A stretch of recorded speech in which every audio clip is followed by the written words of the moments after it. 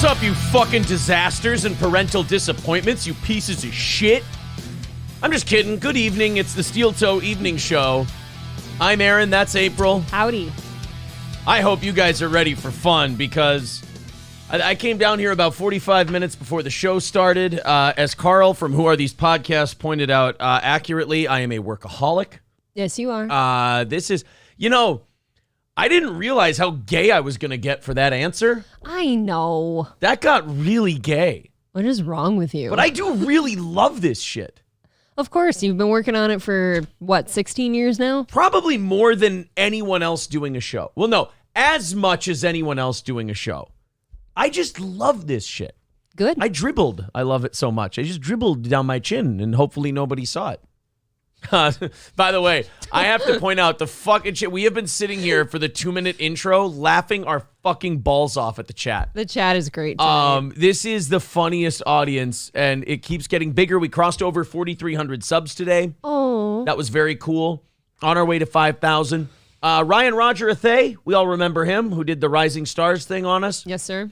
Checked in with me today via Twitter. Just DM'd me and just saying, hey, checking in.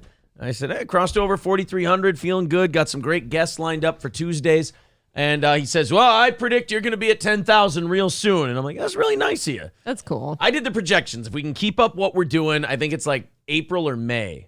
So like in 1 year on YouTube, we'll be at 10,000, which... Solid. I cannot complain about that. But as those numbers go up, like our chat gets busier in the pre-show, and we just attract really funny people who say really off-the-wall shit.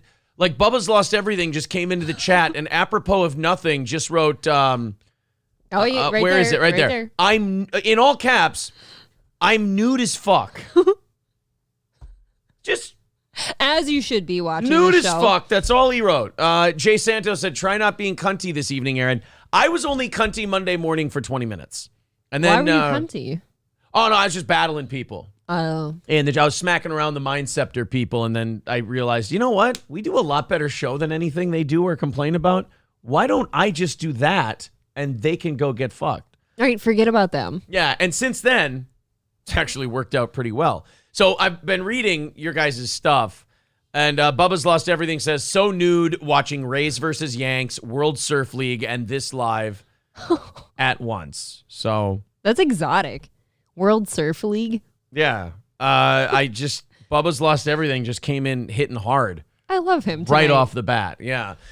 We have so much to do tonight. We're going to do, look, I know that Cody and the Toe Boys has really started hating us for talking about DSP or Brendan Schaub ever. Cody G? That Cody one? Gilgs or that whatever. One. The Proud Boy. Is that the Proud Boy? Oh, yeah. Oh, he's gotten very cunty lately. So, he goes, oh, if that's all it takes, then I'm going to start a show and I'll be bigger than Joe Rogan. And I always tell people the same thing, and it's kind of like the Mind Scepter people. If you're that jealous of what's going on here and you think you can do a better job, why aren't you putting up the numbers? I hate to pull my cock out and pull rank at only 4,300 subs, but it's like when you're talking to someone with 80 followers and 90 subs, it's like, I don't know, you don't really have any room to talk. Like, you've tried it. You haven't done what we've been able to do, and I believe, honestly, that's what it's all about.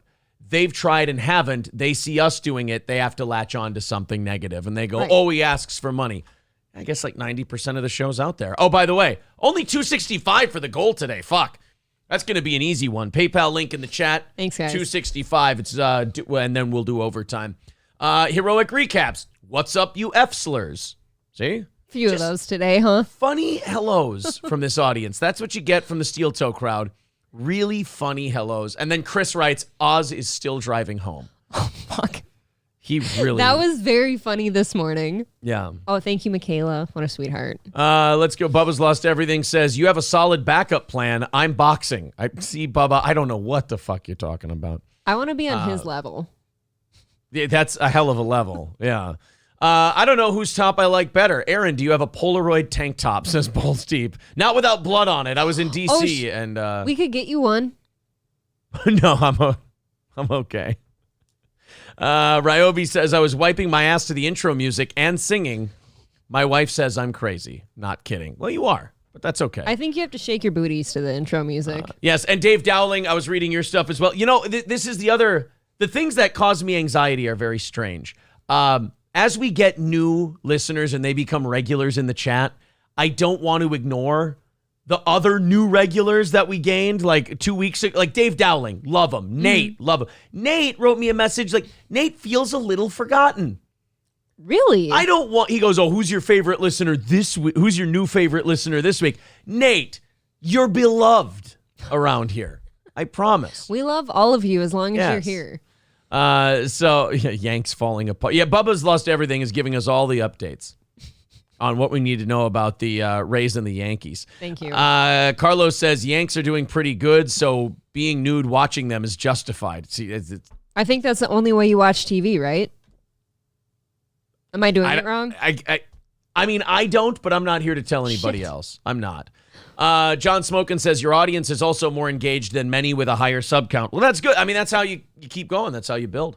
Tori, thank you very much for joining the Yeehaw Club, becoming a member now in, 2 weeks from Wednesday or 2 weeks from Tuesday?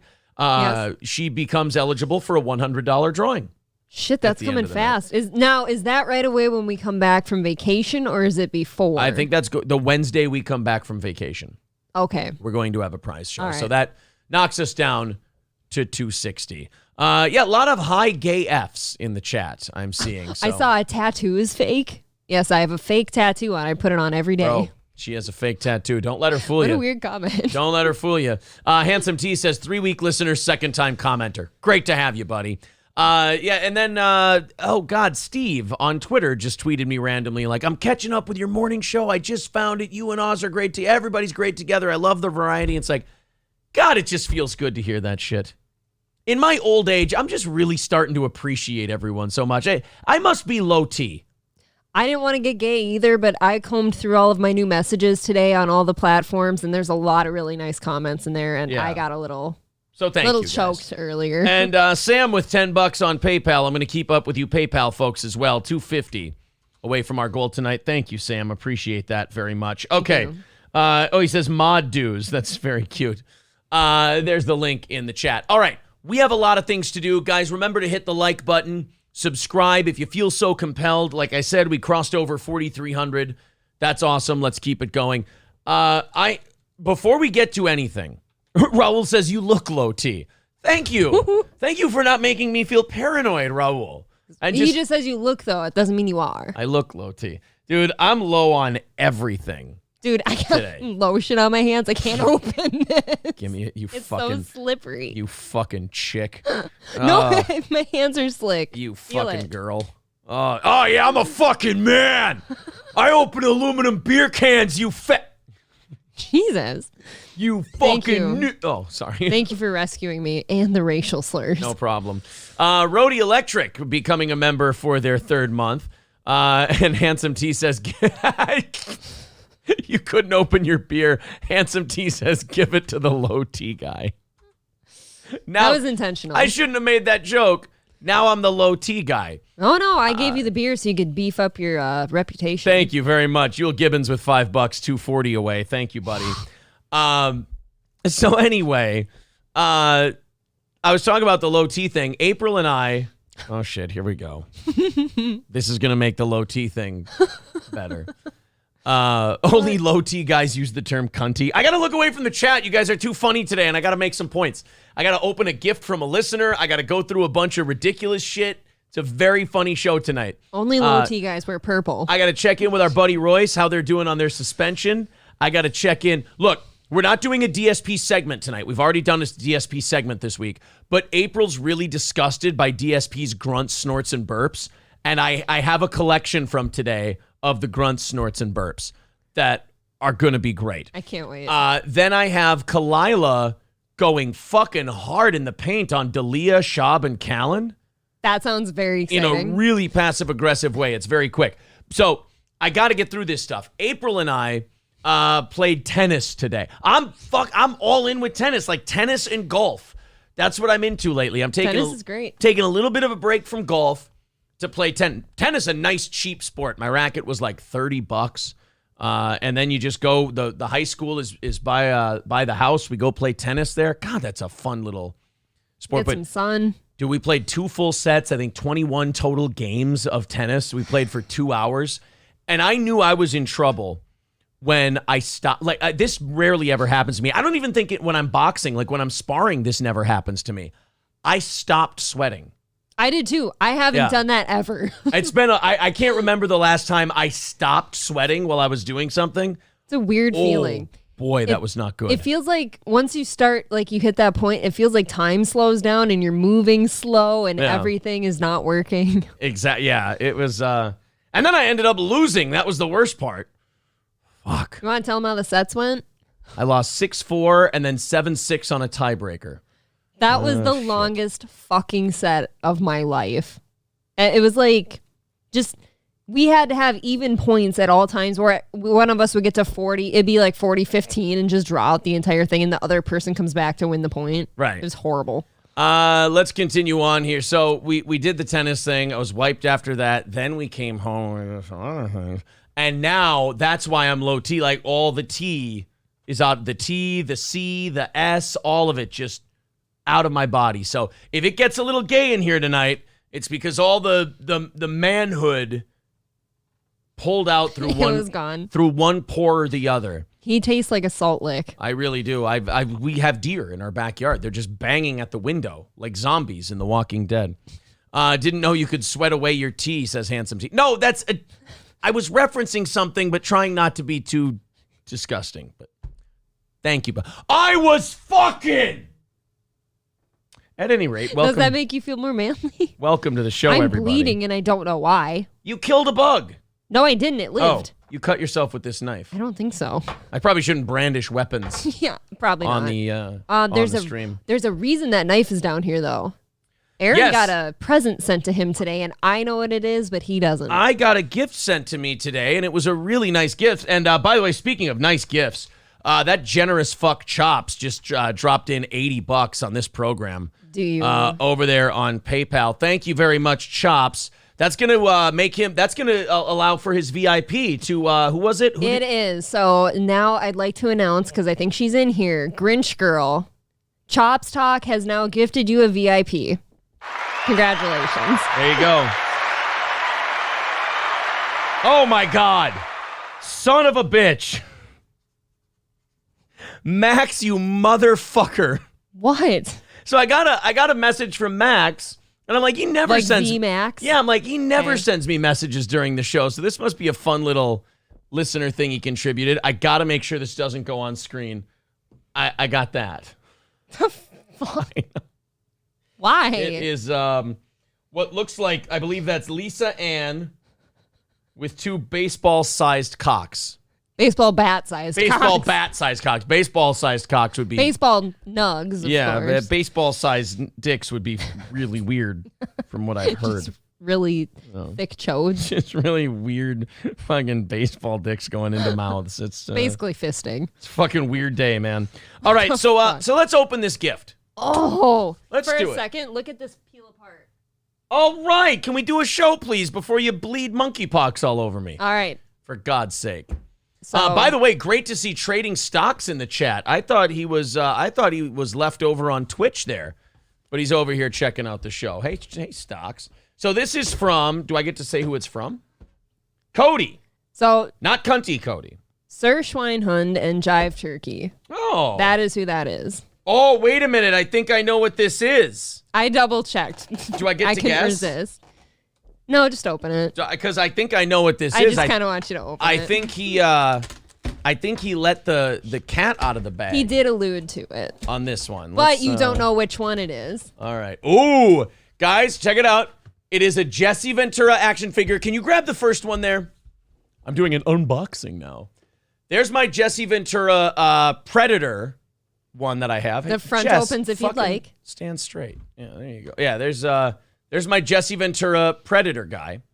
It's pretty cool. Anyway, and that was from... He says, careful with the label. Don't dox the guy. Good point. I'll make sure that's wow, pointing you piece of shit. It wasn't pointing towards the camera. And this one was from Silver Wolf. And now this is from Jive Turkey and Sir Schweinhund. Love the show. Have my Jesse. Are you ready? Just open the front. It's the Champlin Park football coach, Jesse. It's pretty cool. Look at that. I'm pretty sure his He's got sweatshirt fucking says Zubas on. Yeah. Look at that. It's Zuba's Champlain Park football coach, Jesse Ventura. You know what this means, April? Now we just need the governor one. All we need is the governor, Jesse Ventura, action figure. It's pretty and cool. We've got them all. I think we need a shelf right up there for him. I'm down. Yeah. Okay. I think our whole new backdrop should just be Jesse Just Ventura all Jesse. action figures. It's pretty cool. They're That not should even. be it. These are like dolls. They're humongous. Raul Castillo says, you need FEMA camps, Jesse. Yeah, we could get late stage career, Jesse. We've got this is Plum Island, Jesse Ventura. I've grown a second dick from the radiation. 9/11 was an inside job, Jesse Ventura. That's the one where I looked like I was trying to be a pro wrestler again with my braided beard when I was teaching at Harvard, and they cut me loose because I kept saying shit like 9/11 was planned by the government. I kept saying, I remember his big defense of why 9/11 might be an inside job. He said, Oh yeah. if I put a can of beans on a camping stove, are you telling me that the grates are going to melt from the fire? It's like, Jesse, Wow. I think the fires that were burning in the Trade Center from the jet fuel were a little bit hotter than the shit in your camping stove. You think? But okay, and they burned for a whole fucking day. They didn't burn Yeah. for like 30 minutes and then melt some beans. They burned all fucking day, Jess. Let him have his thing. So No, I technically only have one Jesse doll left to collect. Yes. Thank you very much to Sir Schweinhund and Jive Turkey. Yes. And thank you to Travis with $20 via my Super God. Chats. Thank you very much, buddy. Thank you. 145 away from that goal today. Thank you guys very much for all your generosity. Oh my God. And another membership renewal. You guys are going Damn. apeshit today. Thank you very much for your support. 140 away from said goal. I feel bad. I hope Grinch Girl was in here. Did she see that she's a VIP yet? That's pretty cool. I don't know. Well, we should definitely will let her know one way or the other. But Grinch Girl is now a VIP thanks to our buddy Chops. David, you're not fooling anybody, pal. But hey, you can say you tried. Jay says, I've got a Dick Cornhole figurine I would be willing to send you. Okay, Sage Retard. Sage Retard, PhD, KF. He says, someone banned David Welsh. He's a retard and his shtick sucks. It really is like, Wow. Some guys have decent shtick, but some guys are just like, notice me. And it's like, I'm yeah, here. I've seen better. That's all. Brian J updating his membership for a third month and fill some holes with $20. So Jesus Christ, guys, 120 know. away from the goal already tonight. What is going on? I can't even move on with the show. You guys are being so fucking generous. Thank you. All right. Chops just writes, hell yeah, guys, keep it going. Yeah, Chops, you've inspired a generation. Rain says, I will send you a real-life Filipino approved by Kenny. Oh my God. Fucking Kenny Kenny Bolin Bolin, joke. yeah. Thank you very much, bud. What's he up to now? Have you seen? I don't really follow Kenny Bolin. Like, he tried to strike He's a our little channel testy, for no yeah. reason, and YouTube shot him down. And he got kind of pissy about that, and we didn't really hear anything from Bolin afterwards. That's all right. Oh, that's a good point. White Hat says you need a Jim Cornette action figure. Fuck yeah, we do. Do they have one? Oh, do they have one? Please. Okay, fine. Jim Cornette action figure. The only question is, how much is it going to set me back? I'm willing to spend $9,000. Oh, my God. Well, yeah, for your own dad. Yeah, Jim Cornette autographed figure set, new toys and collectibles, $200. Oh, Legends of Wrestling, Jim Cornette, $105. Holy fuck, people really like Jim Cornette. better find that shit on a garage sale. Oh, there's a $29.99, $29.99, $48. Those are the small ones, though. Yeah, you want the big one for I sure. want a really good-sized Jim Cornette action figure. It's got to look like him. It can't be those really shitty ones. I think you always want full-size Jim Cornette. Michael B., I will send you an Asian G word. Just give me a P.O. box. Jesus. It's getting fucking weird in here today, guys. Thank you very much to... now I lost who that was. Justin, thank you very much for the $10, Justin. 110 away from that goal tonight. Jesus, fuck, guys. Great work. I So know. anyway, people are saying great interview today. The interview was awesome. I hope you guys enjoyed Karl from Who Are These Podcasts, and I hope you check his show out. I was texting back and forth. We spoke after the show. We exchanged numbers. I got a text from Karl. I will be doing his show, Who Are These Podcasts, on Saturday, September something. So that is a day where you will probably have to take the kids somewhere so they don't hear me yelling and shouting. And right. Saturday, September 3rd. Oh, they won't be here, I don't believe. September 3rd or Yeah. 23rd? No, September 3rd. I'm free and clear on that one. Drop off at noon that day. Yeah, I'm free and clear on that one. So I was going to say, it kind of sucks for me if I have to take the kids because then I can't listen to it. Obviously. yeah. Rain says, can you interview Kids Andrew over Tate? everything. If I could get Andrew Tate, I'd fucking talk to Andrew Tate in a heartbeat. I'll talk to anybody. I'll talk to DSP. I'll talk to Why would we ever turn anyone down? anybody who will expose new people to this show. Absolutely. Samuel says, remember, $400 for a VIP. That is not true at all. It is $250 in a 7-day period, and you get all 3 of the shirts, the hoodie, the vinyl stickers. You get the 2 tickets to every live event we do, and you get entered in a $100 drawing, and you get the new item of merch whenever it comes out, delivered right to your door. Cody asking, Aaron, are you a lady in the street but a freak in the bed? Yeah. That puts us at 105. Thanks for the $5, Gross. Cody. I appreciate that. 105 away from said goal. All right, guys. So the Karl thing was a lot of fun. If you haven't watched it, go check it out. It's very, very good. Karl was an awesome guest. And if you're an old school O&A fan, or if you like, shows that make fun of other shows, basically the Jocktober of podcasts, Who Are These Podcasts is the way to go. I liked Karl a lot. He seemed really personable and friendly. He's a really cool guy. He, honestly, that's the kind of streamer or podcaster or whatever that I would love to associate with, Yeah. Not like this drama shit and all that. And, all these guys who are, I like making fun of people. I do. But I don't like diving in the weeds and getting involved in each other's personal life. And I'm going to get this guy and I'm going to troll him fucking hard. All I want to do is watch what you're doing, make funny on my show, and then forget you exist. That's Sounds good to me. And that's what Karl does. He's just a really, really talented guy, and he does a really funny show. And I'm excited I'm going to be doing it on Saturday, September 3rd. So Who Are These Podcasts? We'll hook you up. I think they do the show free in their Discord when they do it live. Okay. But then it goes on to their Patreon. Ooh. If you've got $5 a month to spend on their Patreon, I highly recommend the show. If you want to look up their clips on YouTube first and then decide if you want to, absolutely do that. It's just really good. And I'm glad he did the show. Very excited about that. Is that going to be your debut on Discord? Well, I'm going to be connected through Zoom. No, his fans go on their Discord and I listen. thought you meant he kind of just broadcast there. That's He where broadcasts does it. there, but I won't be calling in. Yeah, it's a complicated It's a whole thing. thing. Yeah, it's a whole thing. That's all. Thank you very much to Brandon with $20. I'm trying to get a show started here. Everyone's trying to shove money down my throat. $85. Thank you. Away from the goal tonight, so that's going to be hit easily. 25 minutes in. Yeah, thank you guys very, very much. All right, so I got a few things I want to check in on. One of those things that I want to check up. Heads up, the first link in your bio is broken. Uh-oh, I don't like to hear that. Our YouTube link is broken? Oh, it fuck. totally is. Oh, it says Steel Toe Morning.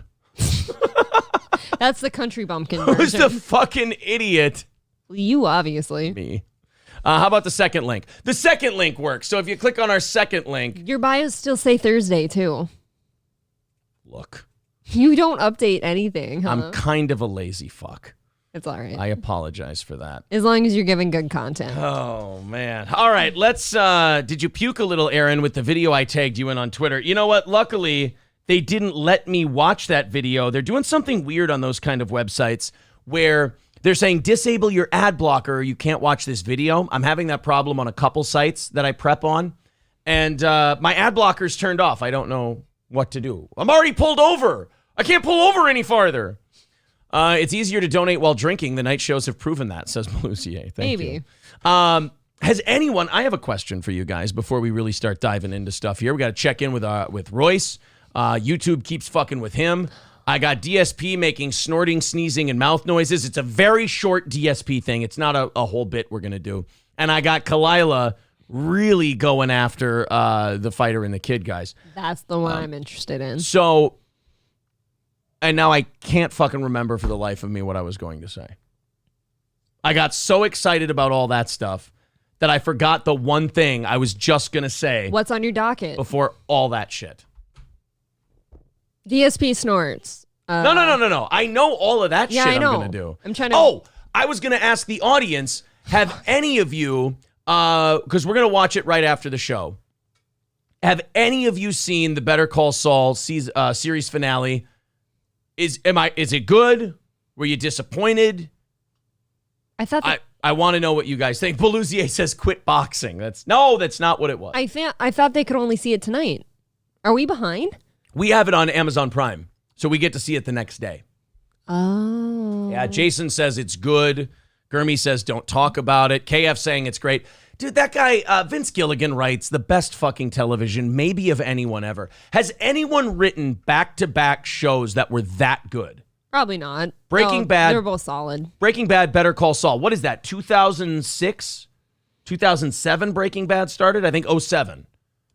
So from 2007 7 or 8 to 2022, for 15 years, this guy has been writing top shelf television. It's good stuff. And for that reason, I'm nervous about tonight because I'm always scared of being disappointed. Honestly, especially after Game of Thrones. You know, as a fan, Rain says Game of Thrones season 8, best writing. Rain and I get it. I'm nervous. I'm really nervous. My thing with as a fan of television, my dream, like if I go to sleep and I want to dream of my perfect television scenario, it's that seasons 7 and 8 of Game of Thrones are completely wiped from existence. Like they just didn't happen. They got wiped out, and HBO went, "Oh, D&D died, and we have to find someone to replace them." And we just threw as much fucking money as Vince Gilligan could fit in his house, and he's gonna write it. His whole house is full. Yeah. His whole house is just full of cash. It's filled really with weird. cash. He had to buy a new house because he had so much cash. So they give it to Gilligan. Gilligan writes the last 2 seasons. And the skipper can come too. I don't care. But no Ginger. She's a whore. She'll distract him. Vince Gilligan writes the last 2 seasons. And we go from there. That's my dream. But don't wait for that day, because it ain't never going to happen. The onlyest thing you can do now is wonder and imagine. I've said it for years now. You're a lesbian. And I... You don't Stop say it again. telling them all my secrets. Start with that. Oh, okay. Yeah, no, I got it. I've been saying for years now. I really want a cock. I'm sorry, go ahead. I've been saying for years now. Go ahead. Oh, you fuck. I have a yeast infection. I'm sorry, go ahead. You shouldn't have hesitated. I didn't have anything for that one. I've been saying for years now, I wish they would rewrite both of those. And Aaron's always snapping at me, you know that'll never happen.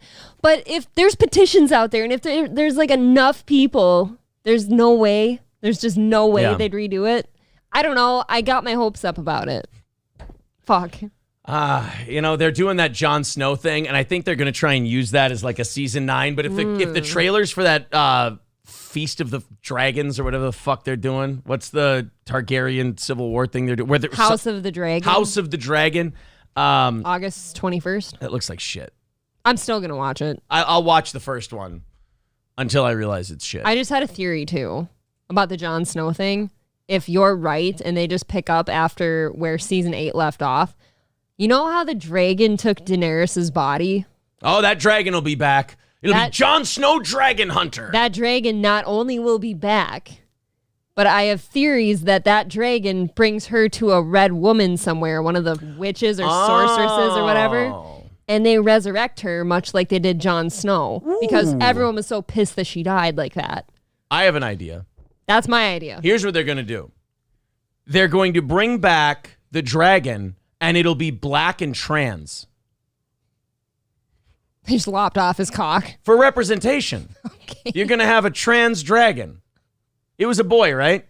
It'll have one of those weird... Kind of implied, Yeah, it'll have one of those weird exploded hot dog cut penis into vagina things, like inside-out cock vagina Wait, things. so they just slice it down the middle and like glue it in a Look, peach I know shape? you're innocent, but if you want to go on a wild fucking ride... Oh, no, I've done this already. Watch one of those videos. I've done it already. Ooh. I used to work night shift at my last job, and so I'd come home at 1 or 3 in the morning between that time, and I think it was TLC once had like a trans documentary on, and like they were showing how the surgeries work with diagrams and animations and shit. It was fucking jarring. It is, man. It's fucked the way they do that. It was really bad. That's kind of why, like, trans people can be obnoxious, but it's also why I don't give, like, trans women too much shit. Like, they shouldn't be playing basketball and stuff, but I don't give them too much shit because if you're willing to do that to yourself, I know. you've got to be pretty goddamn sure that you want to be a chick. Think about this, Aaron. What if you went in for a trans surgery and they split your dick, right?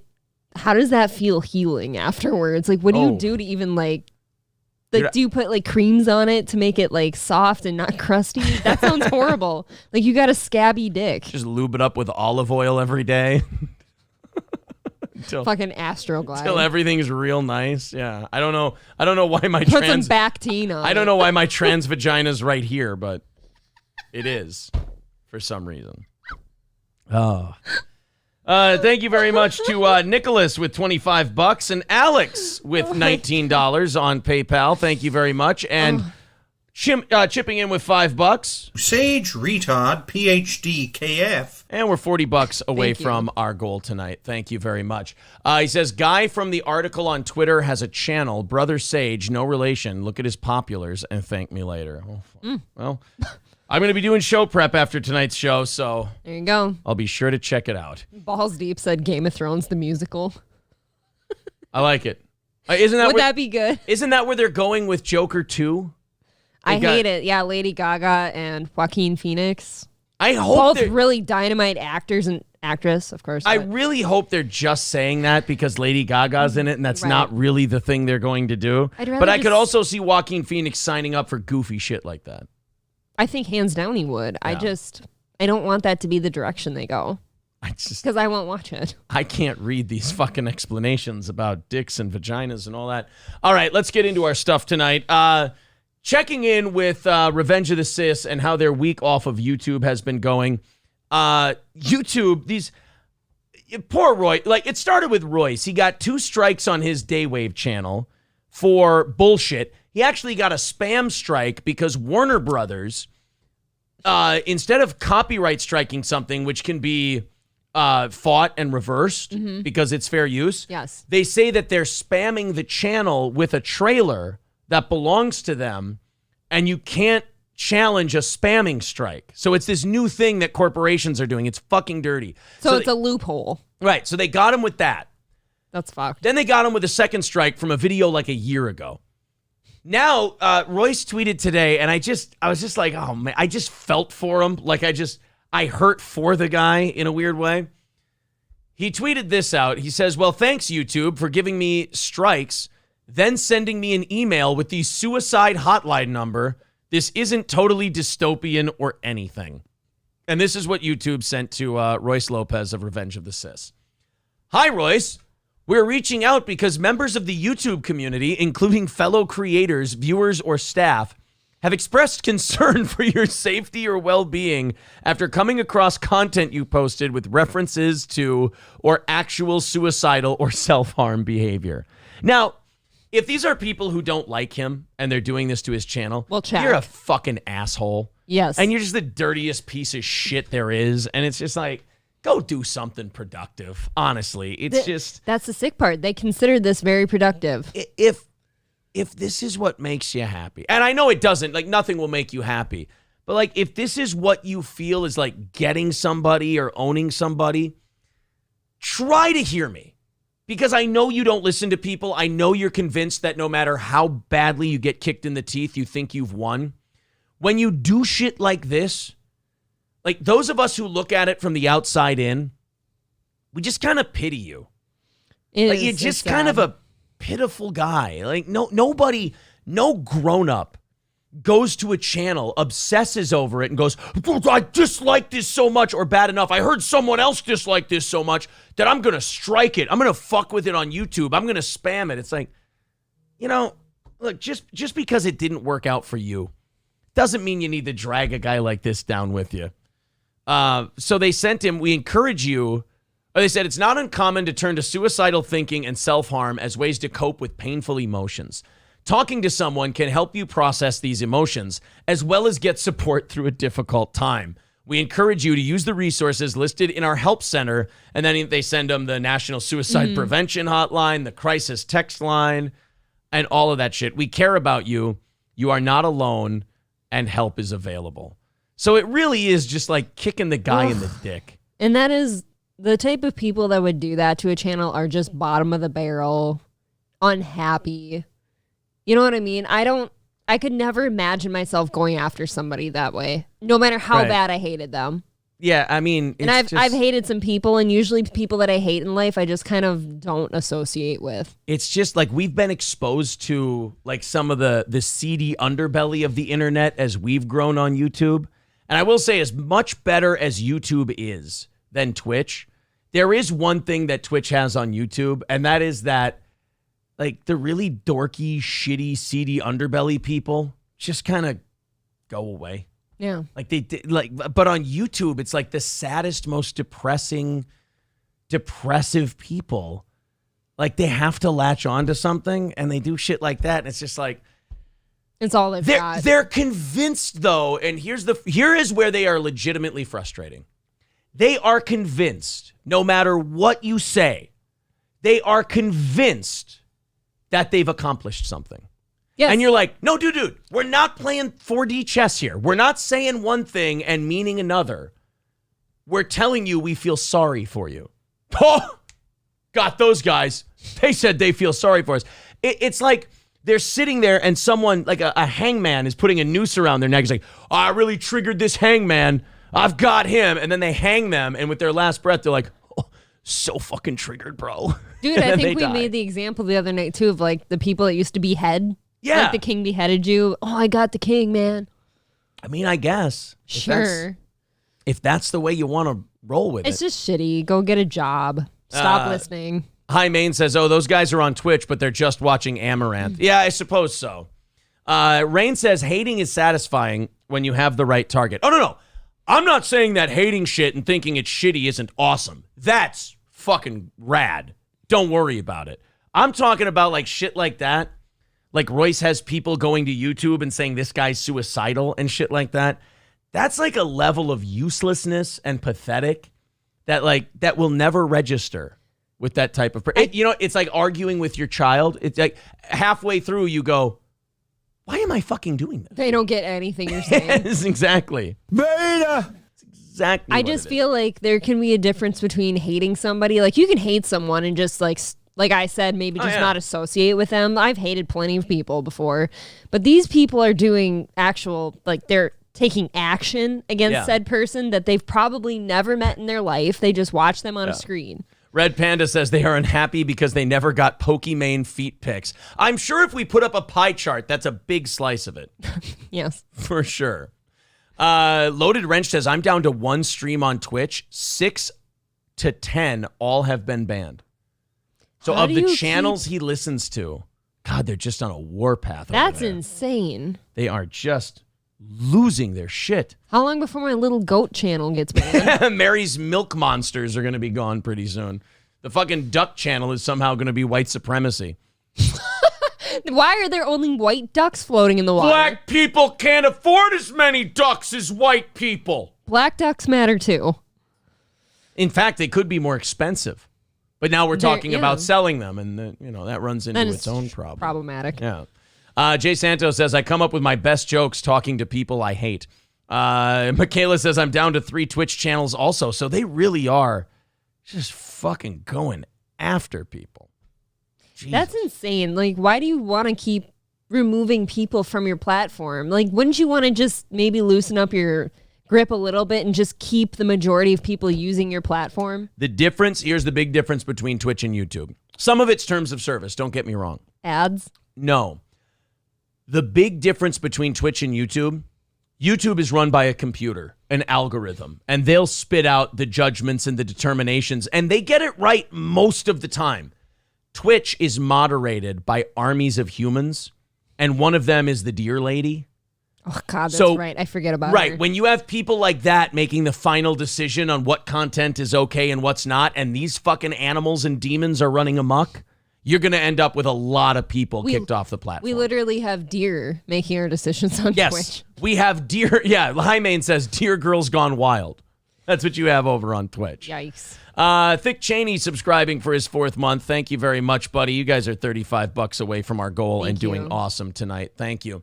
I like ducks more than Sam Tripoli bubble-headed Keeds. Don't know what that was, but thank you.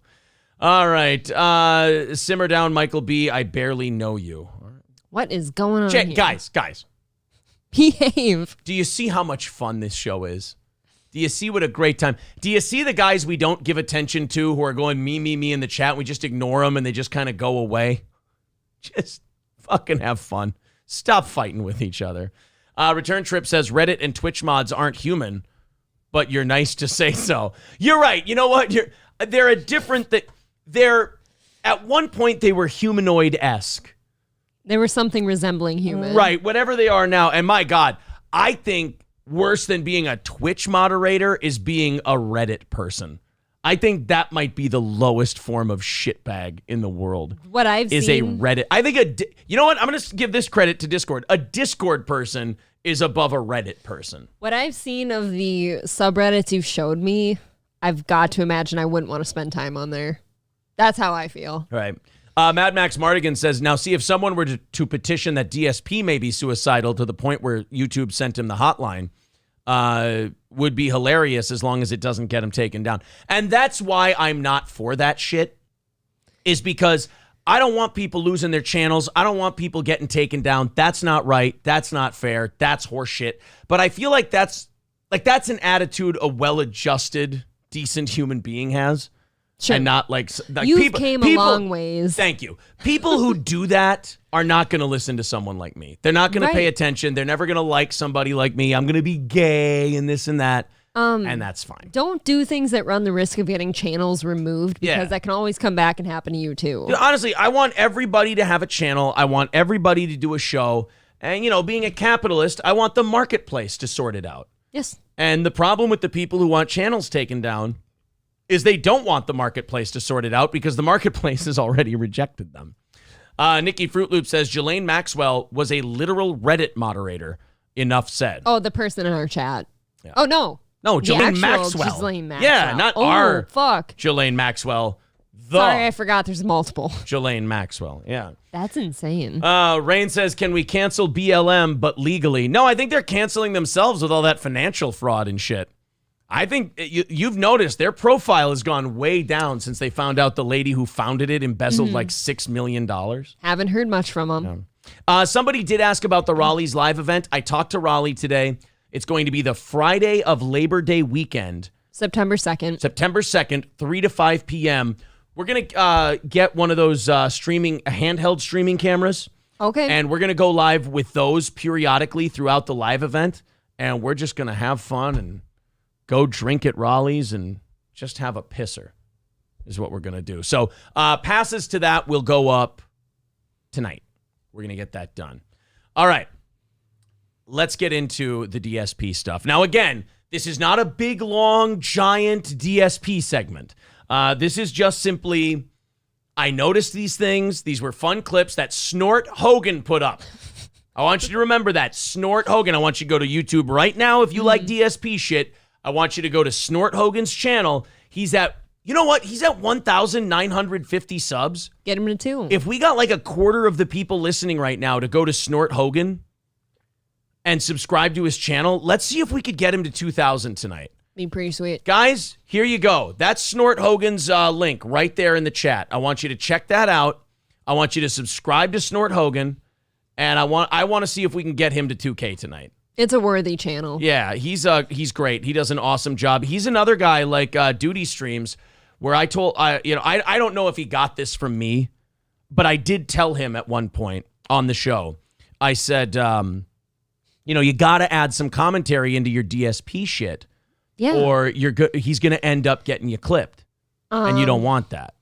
So you can't just play people's videos. Yeah, if he wants to fuck with you on that, he absolutely could. So he started adding some commentary at the beginning and the end, and I like that. I like to see it. Here we go. This is the first one of DSP is blaming his lack of failure, or his failure on lack of new games. DSP has been really nervous lately about. He's yelling at his audience. Remember, everything that goes wrong with DSP, he never takes any responsibility for it. It's not his fault. It's always, what the fuck is wrong with you people? April knows me well enough, and I know her well enough that when we think we've done like a show that's not up to our standards, we both kind of know it from each other. We're like, as soon as the mics go off. There's a lot of shows where you guys have said, oh, that was good, I really liked it, and we just go, I appreciate that, but nah, something just... You feel it. Something feels we're off. tired today or something like that. DSP has never had that feeling. Nope. Ever in his life. It's always someone else. He says, why aren't you guys liking my videos more? Well, because you're not giving them content. You're just yelling at them all the time. And I know the money thing with DSP is an easy one to go after, but I said a long time ago, if I'm going to bring DSP up on the show and play a clip, it's got to be for something other than the money thing. Right. We know that. Well, I found some stuff in these Snort Hogan clips. Not snuff. I did not find snuff films. But I found... you saved some money. I found a couple of things in this one. He's berating his audience about the interactions. And then, I know you like DSP snorts. Yes. DSP burps. A little less, but yes. And DSP grunts. Grunts I love. The throat clearing. I love a good grunt. Yeah, so I've got... hit the subscribe button, sorry, I hit the smash wrong that button. like button, and click the bell to get notifications. I mean, do that stuff too. Of course. But here's DSP berating his audience about not watching him, which it doesn't make any sense to me. If they're not watching you, you can't yell at them. That's true. They're not there. The people yelling at you are the people there you're yelling at are the people watching you. Give them a show. That's unfortunate, dude, because now when they do go in to check on him, he's just yelling, so they check right back out. Right. Crossroads here, where I know until hot new releases come out, there will not be really anything that I'm going to do that's going to bring a ton of people to the streams. Yes, there is. You can talk about fun shit. He's basically just saying, I've got nothing to give anyone. Right, unless I'm playing a really awesome video game, nobody's going to give a fuck about me. It's like, Phil, that's not a them problem. That's not a video game industry problem. That's a you problem. Destiny sits on YouTube interviewing people and playing Minecraft at a mind-numbingly boring pace, and millions of people watch him. Right. He always complains like, oh, well, there's no new good games coming out this month or whatever. It's like, well, pick up one of the nostalgic games then. People love that shit too. Do something. Stop complaining. Play Double Dribble and tell racist jokes. Now, there's a stream I'd want. Pick up sticks. It's been an entire dead summer, right? I've done my best to try to occupy you guys. I just want to say thank you to those who've been here. Oh, you know what? I never hear that from DSP. That was nice to hear.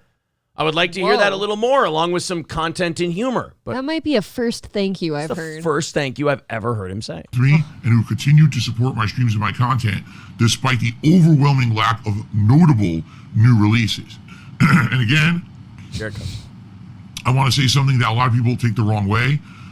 It's not that there have been no new releases this summer at all. It's that the new releases that have come out either... Okay, so that was the first part. Now I want to go to about 2:35 in, and you're going to hear some mouth noises from old DSP. While we were doing other, minor stuff, it was always a major thing going on. There has not been that. Hot. We got it. So we got a snort, ultra but he's not done yet. This summer. In addition, I've noticed, as a result of this, likes on my videos way low. They are. They tanked because we have hot new releases and people will come watch and like. No, it's not because of the new releases. It's because you're doing more and more of this all the time, and people don't want to thumbs up that because they're getting yelled at. I feel like I prophesized this. I'm worried this is going to become his only content, and I don't see anything else. And he's kind of saying there's nothing else. I don't want him to go away because, honest to God, I feel like I could train him. I feel like I could take him to boot camp and I could go, Phil, You can be funny. You can be entertaining. You can bring up video game stories. You could bring up tech news. You could do all kinds of other shit. And every time someone suggests that to him, he treats them like they're a fucking idiot. But then out of the next side of his mouth, Phil will go, well, what I'm doing now isn't working. I think Well, try this. No, that sucks. write him a letter. He'll know it's heartfelt. Right? That won't go right in the garbage. No. Now when I'm doing this indie stuff or, this retro stuff, it doesn't really get that much attention or support with engagement. So both likes and people leaving comments on the videos, way down, okay? Now, Yeah, you like that? Did you like that one? That phlegm in the throat. Phil, just one of these, buddy. Ready?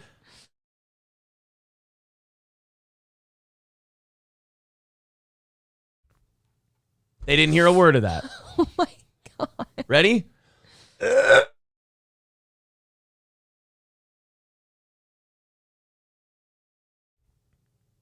Nothing. Not a sound. Not a single particle. Ready?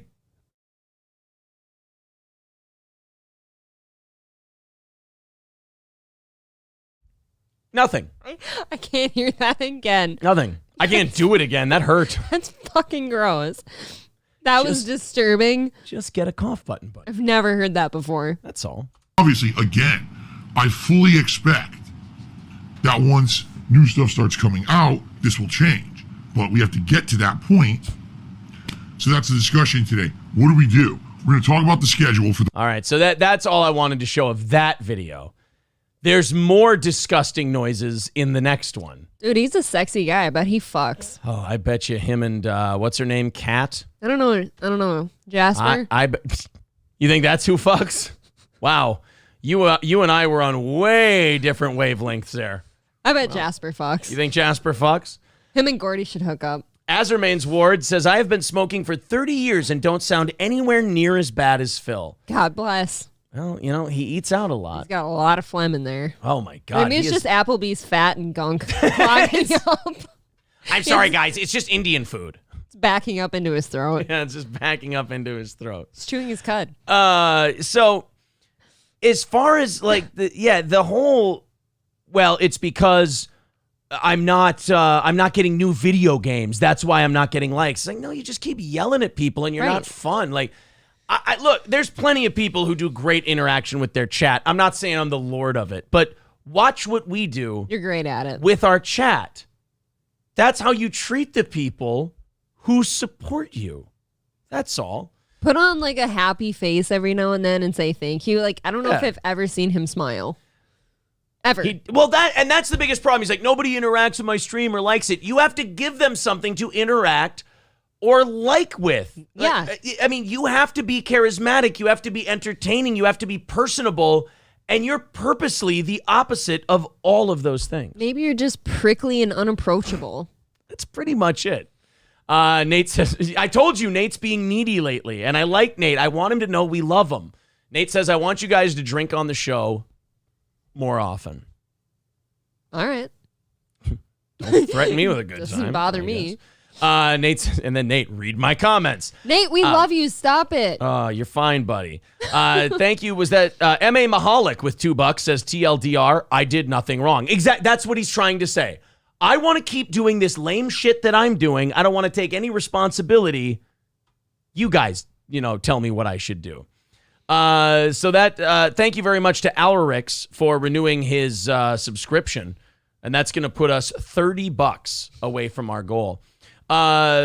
Jay Santos says Hall of Fame streamers don't use the word cunty. Well, I'm an all-star streamer, so therefore I get to use the word cunty. If I get to use the word cunty and all I have to do is give up my plaque in the Hall of Fame, that's fine. They were going to put me next to Philip DeFranco anyway. Ugh. I don't want to be in gay YouTube Hall of Fame. I feel like yuck. I feel like on a daily basis, I hear Aaron use a variation of the word cunt at least 15 times. Usually referring to like women he sees when we drive. Yeah, Big Zombo is right. I think Jay Santos is projecting too much. Big Zombo's right. Cunty is timeless. What's wrong with cunty? Oh, it's such a perfect word. Jay, you got to start using it a little more. You got to start using the word cunty a little more. You're going to love it. Joe says, you're the DeMarcus Cousins of streaming. A few all-star games, then you tear your ACL and you're never the same. You know what? Multi-time all-star streamer. That's me. And wasn't my fault. I tore my ACL. What is the equivalent in broadcasting to tearing your ACL? I was going to say getting kicked off of platforms, but we just seem to get better, so I don't think that's it. You know what? Getting mega cunty. He's on his period. Almost. Jay, I'm gonna either turn you on this or you're going to yield. I don't give up. What you don't understand, brother, I'm way more fucking annoying than any troll who's ever been. Roachmate says, wait, YouTube has a Hall of Fame. Well, no, Jay went with a Hall of Fame thing. I was just yes-anding his thing. You know what? It's a whole process. Don't worry about it. All right. Second DSP clip for today. This one has your mouth noises. Are you ready for some DSP mouth noises courtesy of our buddy Snort Hogan? Remember to subscribe to Snort Hogan. Here we go. Yeah, it is. People want it both ways. They want me to be able to jump into another fighting game that's not classic Street Fighter and put out entertaining streams and play it competitively and do well. Oh, but not this new game. Oh, wait, what? I'm playing the new... Nope, not that one. You know? So. I saved that one just for you. No. It's not, and look. Oh, man. I have now become a DSP aficionado, so I want to break this down perfectly. Ooh. I don't like that streamers just play the burp and go ew and then move on. There's so much more going on. And maybe this is the old Red Bar fandom coming out in me. Maybe this is the Red Bar influence. Oh, no. I want to Zapruder film this burp because it's not, notice that it's not just that Phil burps. Phil will always lean into burp. I noticed that. It was a guttural burp, which is probably a product of his bad diet. Yeah. His bad diet. His stress. He's full of stress. For sure. He's very much Ethan Kleining it at this point. Yeah. Except Ethan Klein has a lot of money. That's the only difference is Ethan Klein still he doesn't have to go to Applebee's. He still buys frozen pizzas though. God bless. You know, he's keeping it cheap. There's another word for that, but it's just for some reason it's not coming to me. Ethan Klein, cheap food. You know what? Hey, for the life of me, Mr. Lapetit, I cannot remember. Just frugal? Just frugal. I think that was it. Yes. Let's listen to Phil burp again and notice the pig roach. And now, the pig roach in the wild pursues and stalks his microphone as his prey. The pig roach is a daring and disgusting guttural creature with a terrible diet, bad gas, and smelly expulsions. He chastises and taunts his family and audience. And when it's time for him to expel gas, he leans in as close as possible, making everyone uncomfortable and blowing them away with a blast of tubular air so gaseous and disgusting that you wouldn't be blamed for comparing it to Jupiter's atmosphere. This is the pig roach. All right, the DSP burps in the middle of his yelling at his... Remember, he has to stop yelling at his audience to burp at them, which is really nice. Oh, wait, what? I'm playing the new... Nope, not that one. You know? So, excuse me, I can't... I forgot, 2 burps. So not only is it burp, but then it's burp, and then it's...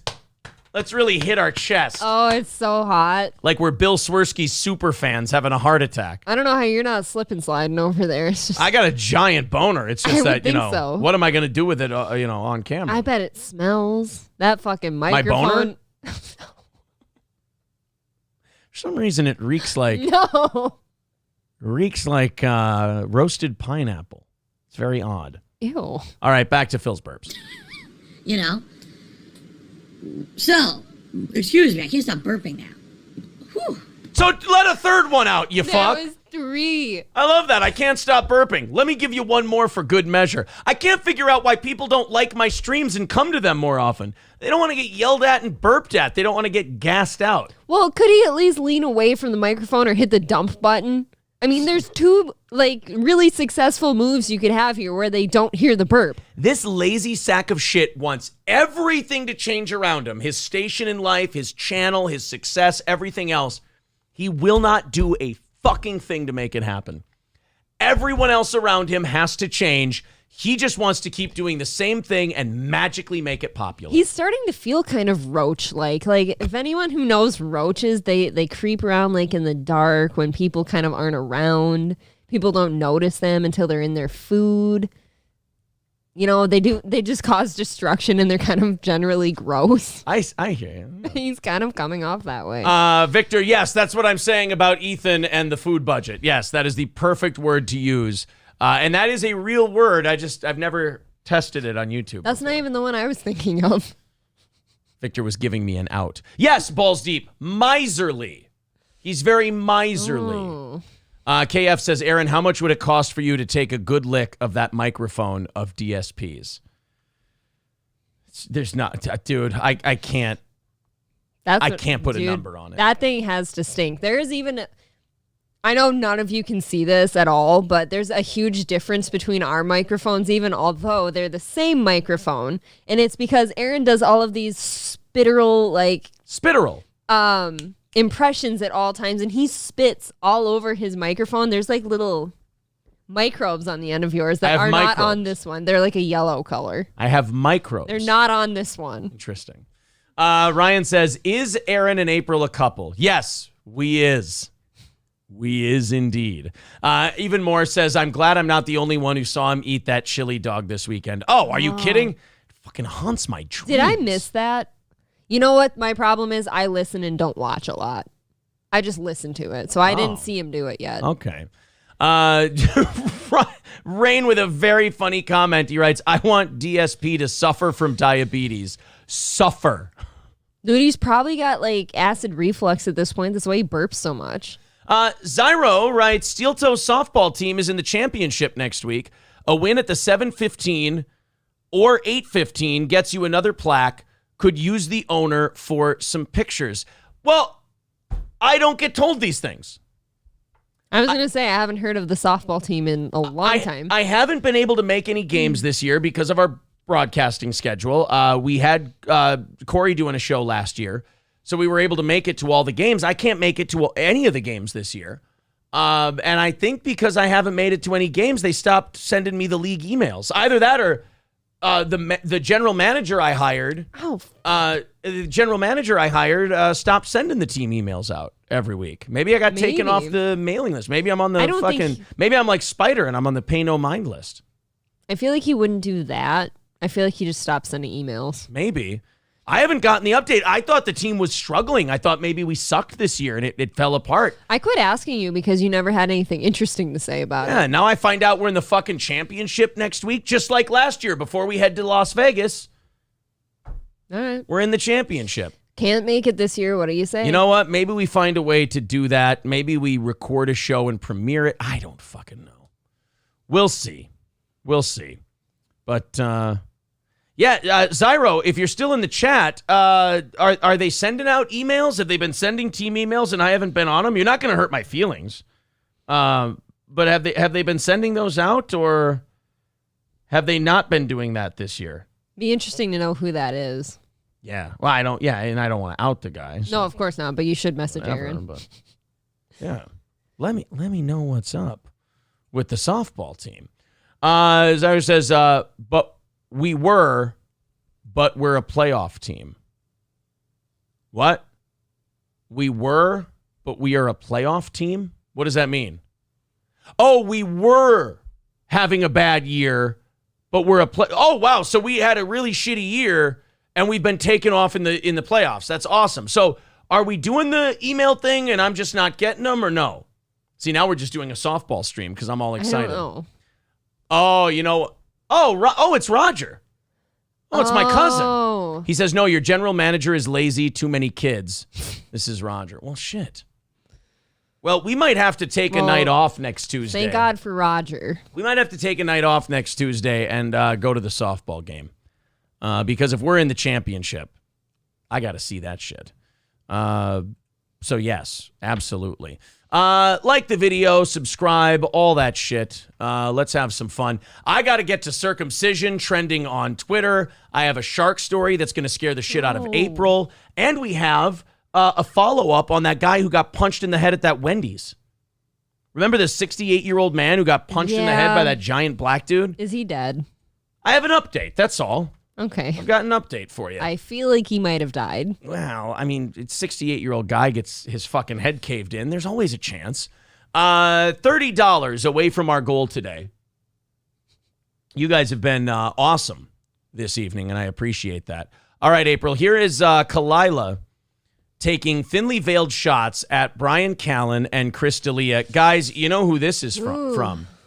This is from our buddy Cambodian River Pig. Here you go. There's the River Pig's YouTube link. Subscribe to Cambodian River Pig. Sometimes he puts some steel toe stuff up there, and we don't mind. So, Kalila, apparently the girls on Trash Tuesday were having a bit of a meltdown over, haters or whatever. Just people that don't like them. I guess. And they didn't like that people were, like, Kalila was getting shit on for the Bobby Lee stuff, and she was defending herself by basically saying, look, I haven't done this. I haven't done that. I'm not this person. I'm not that person. Why do you hate me so much? Now, I watched that documentary that guy made on YouTube. She is truly awful. She's... That exposed so much about her that we had no idea. Right. She's kind of a dog shit person, but I don't think, she's the most evil thing in, who's necessary to destroy or anything like that. But they decided to address it on their show. And let's just say there was some collateral damage at old Brian Callen and Chris D'Elia. Oh, Here you go. It's but hard. look, I'm not getting canceled for rape. You're not getting canceled for fucking, dry banging a 13-year-old. You're That was pretty specific. Right off the fucking bat. Yeah, that's not something you just pull off the top of your head as a random example. No. That was the first one was Brian Callen. Yep. The second one was Chris D'Elia. And has he stopped doing his podcast or anything? Because remember a couple weeks ago, there was that girl who came forward and said Chris D'Elia did some really horrible shit to me. She released a video called Don't Be a Sucker. That's what it was. That was a pretty heavy video. Yeah. I'm not sure how things get much worse for him. Yeah, is he gone again? Did he get canceled again? Or is he just kind of powering through this one? You'd think you'd just kind of stop existing in a public light if you're him. I think after that first one, though, you just kind of power through and you're like, well, they can't take anything else away from me. You got to remember, this guy he was on his way. He was going to be cast in action movies. He was going to be he was going to be a movie guy. They were really gearing up for it to be Chris D'Elia Day, at least for a couple of years. And then those accusations came out and those direct messages of him and underage girls and shit came out. And that was enough for them to say, we're done with you. Well, sure. Now your name is super famous for the wrong reasons. Right. I don't think you dig yourself out of that ever. So 7 seconds in, Kalila just decides to unload with both barrels. And it's because, I guess, fans or people who used to be fans are now shitting on her. So I think this is kind of a dirty, shitty low blow. It is. You for just her kind of to bail herself out by going after Callen and D'Elia. You just kind of pick these two. I know Callen and her have had some back and forth recently, but her and D'Elia, I don't think. Yeah. So you just kind of pulled that one out of nowhere. You pulled that one out. It wasn't relevant. We've all done this before. You threw it on someone else to get the heat off of you. Yes. But the way Look at this guy. I'm fine.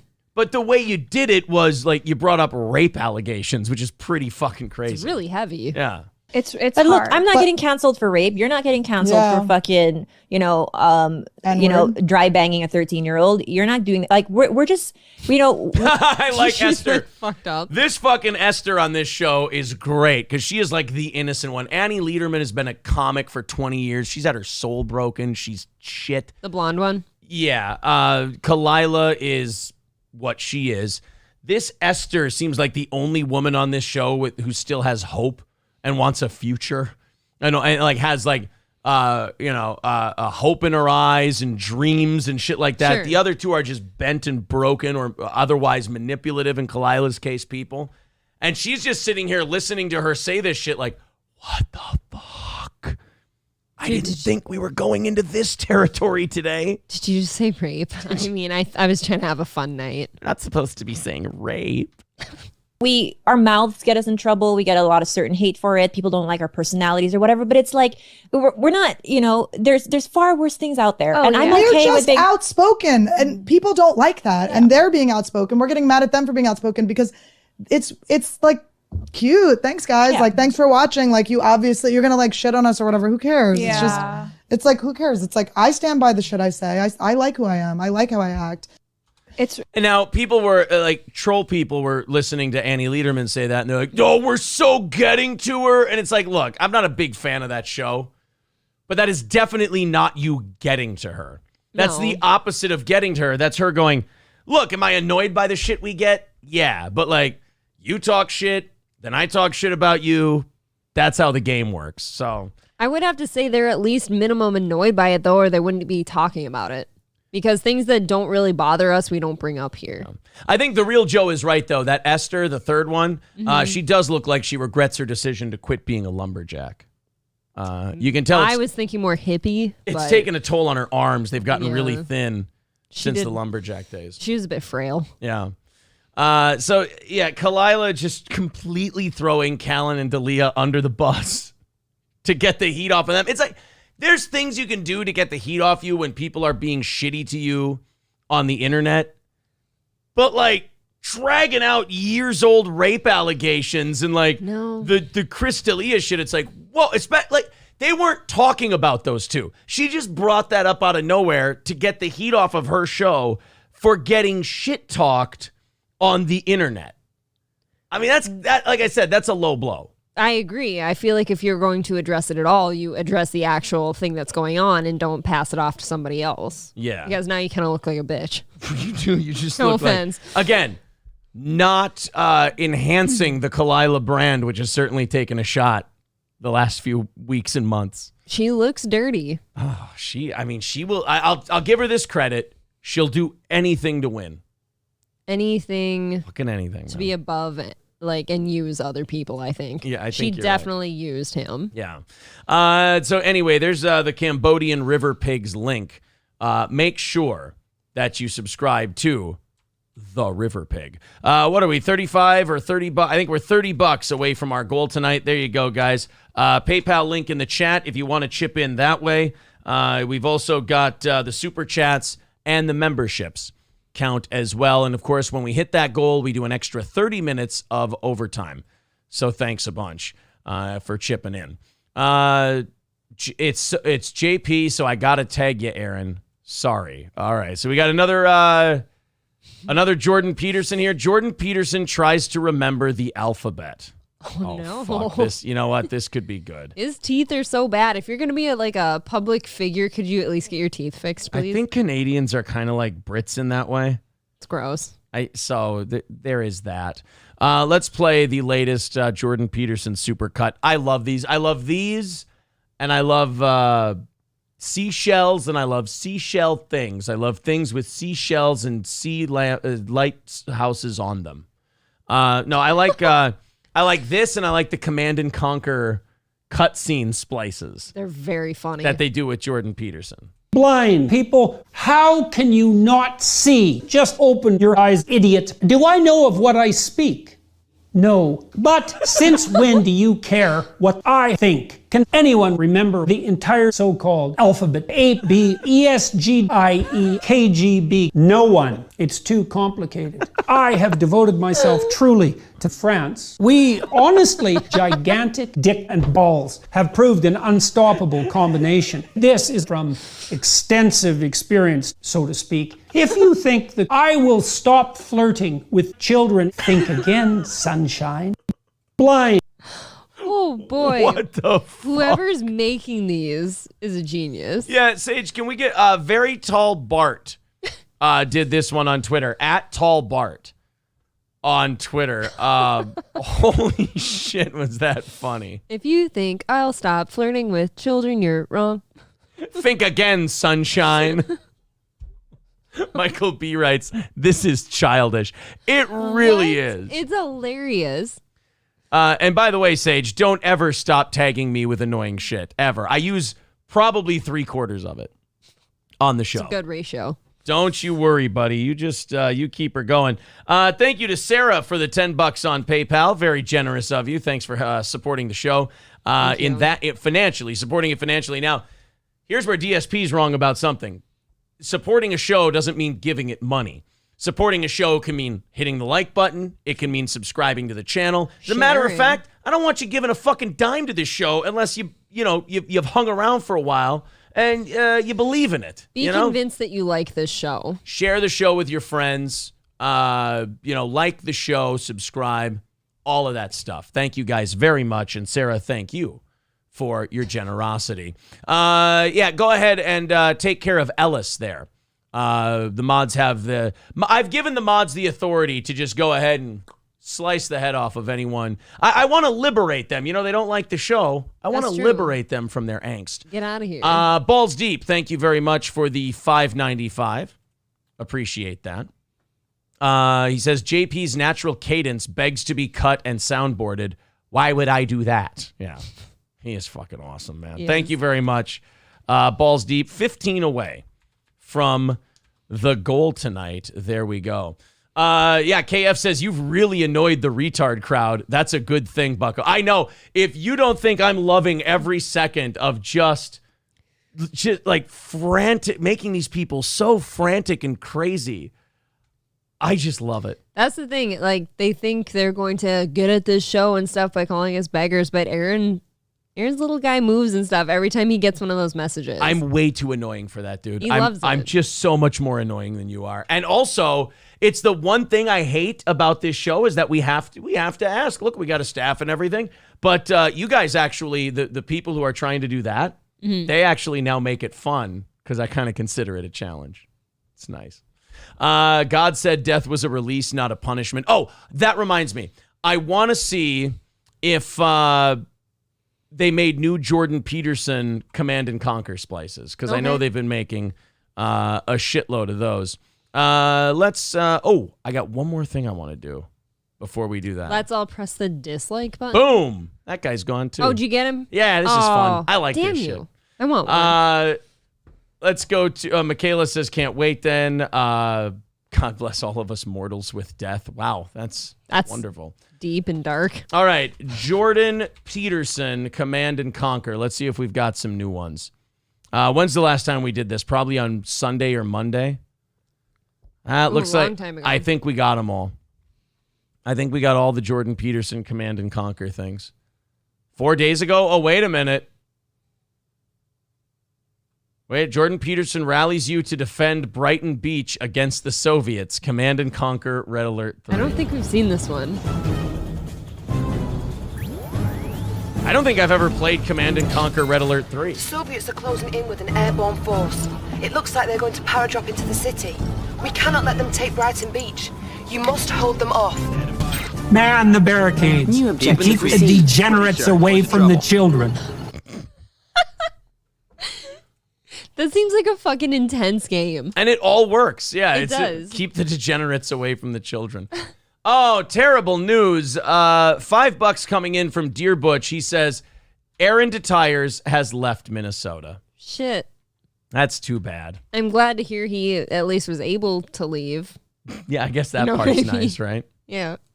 That part. The fact that he was able to head back is a good thing. God bless Dear Butch for looking out for him. Dear Butch, you deserve sainthood. Yes, he does. For what you've done. So that means Aaron Detires was here for what, 2 weeks? Yep, I think so. Wow. He made it worth his while. So he went back to upstate New York, hopefully with a smile on his face, and shitloads of little airplane bottles of booze to pour into a large soda for his flight home. Can you imagine living with Aaron Detires for 2 weeks? No. He probably lived under Dear Butch's deck. Just crawled right under. Dear Butch says Detires is a good guy. No, look. That's not what we're saying. That's not what we're saying. We're saying that, it's got to be a little taxing. A little taxing, It's a lot of drinking, a lot of that other shit. So, I feel like you don't get to get as fucked up as he does because you've got to kind of make sure he's okay. He just seems like the kind of guy who would get way too drunk and just wander off. That's kind of what I think too. Yeah. I do hope that Deer Butch fed him a few good meals. Yeah, I hope he got to eat a little bit because he doesn't strike me as the type who eats. Thank you very much to Sage Retard PhD KF. $13 super chat. He said, "Here's your goal, Bucko. We knocked it out already for tonight, guys. That was fucking easy. Thank you. I don't even think we needed to ask tonight. It just started coming in like crazy. So thank you to Chops and Thank you. Sage and everybody else who became a member or threw in as much as $1 tonight. We really appreciate that. Anything else that comes in, whether it's renewed memberships or anything else, that goes towards tomorrow night, and we'll start the night ahead from there. So thank you guys very much. Apparently, circumcision is trending on Twitter at the moment. It's making the rounds. Yeah, this is like some weird autistic argument that breaks out like once a year. I heard it the last time I heard this get really riled up was Stern actually brought it up. Oh, really? He was talking about like if I ever had another kid, I don't think it's the right thing to do, but I'd probably still do it. And he kind of just sparked this whole like big conversation about it. I like the I appreciate the argument around circumcision, and in a bubble, it makes sense. Like, getting your kid circumcised is when you think about what it is, it's a terrible, like, fucking scary thing that you're doing to a baby. It's kind of child mutilation, isn't it? Yeah, you're mutilating a baby human's genitals, but at the same time, probably going to thank you for it later in life. Yes, but then that gets argued against too, because if you say it's more hygienic, people will argue, you can keep a hooded one, let's say, just as clean. You just have to put a little more effort into it. Or it doesn't feel as good. That's kind of argued against too. I feel like you should get to choose when you're older. Like, when you're older, you can choose. Do you want us to cut part of your cock off, or do you want to keep the whole thing? I don't think you do. The reason they do it when you're babies is because it heals up so much quicker and it doesn't hurt for very long. I get it, but like, you get a vasectomy and you just sit on some peas for a week and shit, Man, I'm telling you, things hurt a lot worse as an adult for a lot longer. They just do. People heal slower. Maybe. I think that's why they do it as a baby, because and who wants it to keep goes away. and who wants to keep ice on their shaft all day? No. Exactly. Not you. No. So, I get the argument about circumcision. I really do. I know Trident in the chat said I had it done as an adult. Okay. And if that's true, that would be really interesting to know, like, what all goes into that. But yeah, as far as that debate goes, I actually don't mind the debate, and I think both sides make really good points on it. They do. But I'll tell you where the anti-circumcision crowd loses the debate. I'm not saying they lose the argument. I'm not saying that the other side has better points, but the pro-circumcision crowd has way more Asperger's syndrome, and they get way too fucked up, weird, and intense about it. They get that tunnel vision, and they just stare right at you. And those people that are so ardent in giving you their point that they're actually almost talking you out of their point because they're so aggressive with it? Right. I don't want to feel the way you're feeling right now. Right. I don't want to live my life the way you're living yours.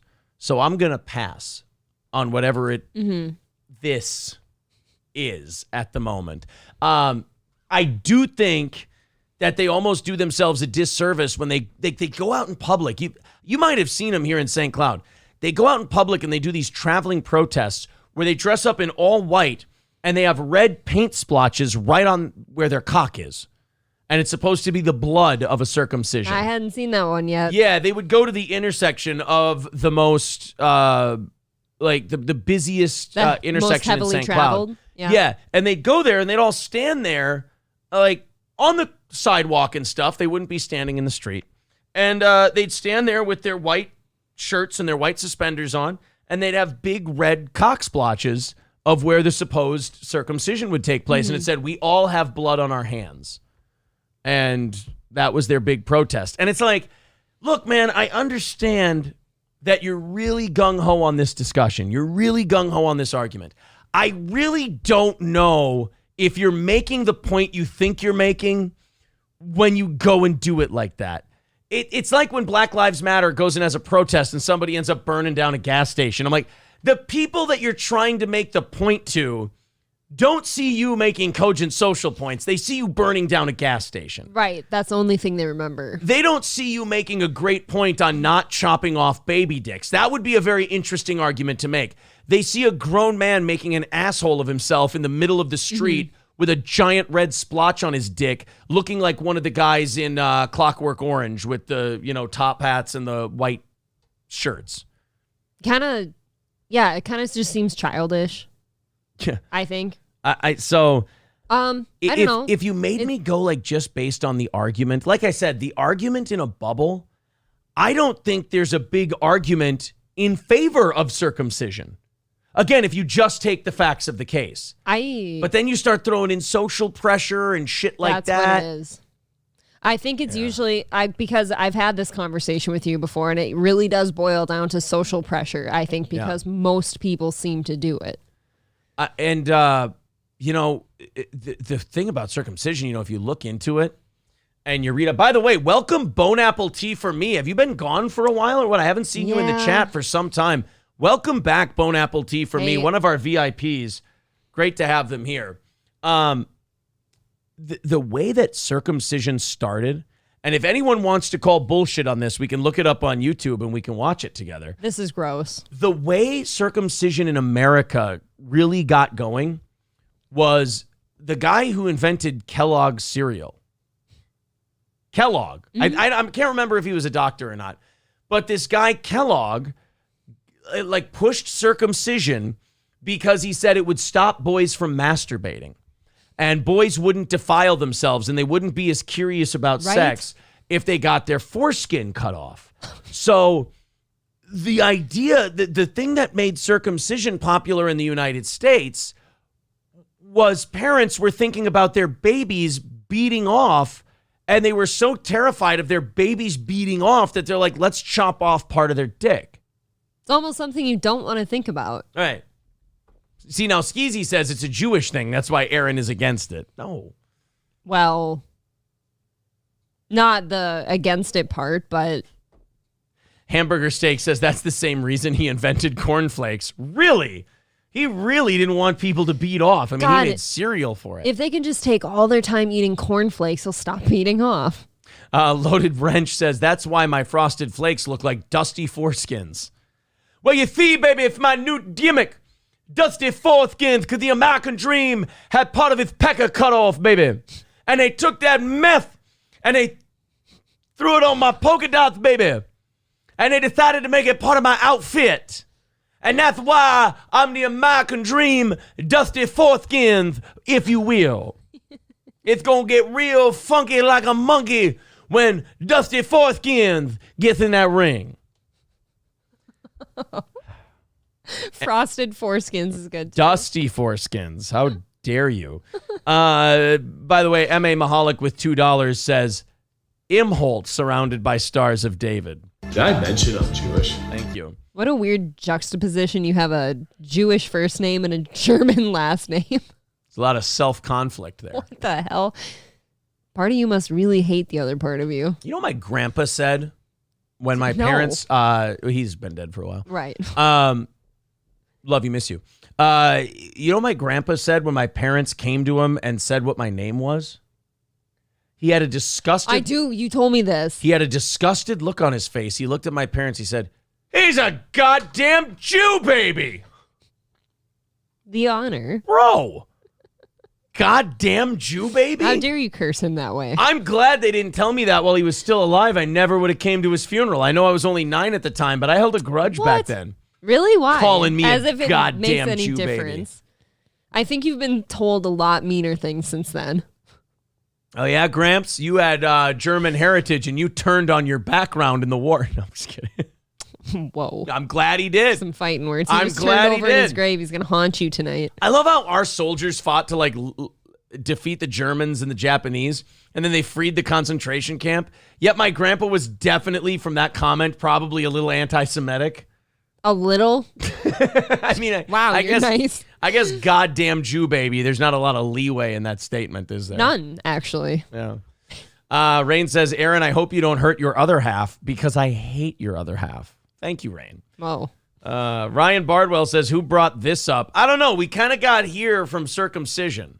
Oh, the Jewish Skeezy thing. said that. Well, there is a thing kind of about circumcision that is Jewish that is really disturbing. Just don't ask me what the Moyles do with the wound after they're done cutting off the foreskin. They had to ban that in New York City because Moyles were giving babies herpes.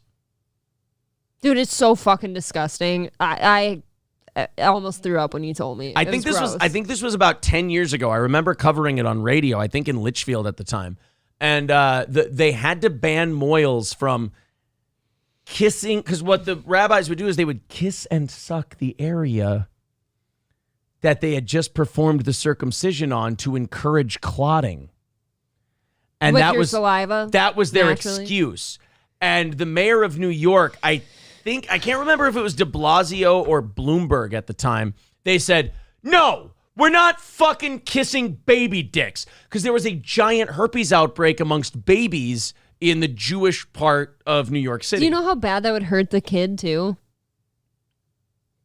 A herpes outbreak would not feel good on your dick. No, I don't think a baby would do very well with a herpes outbreak. Yeah.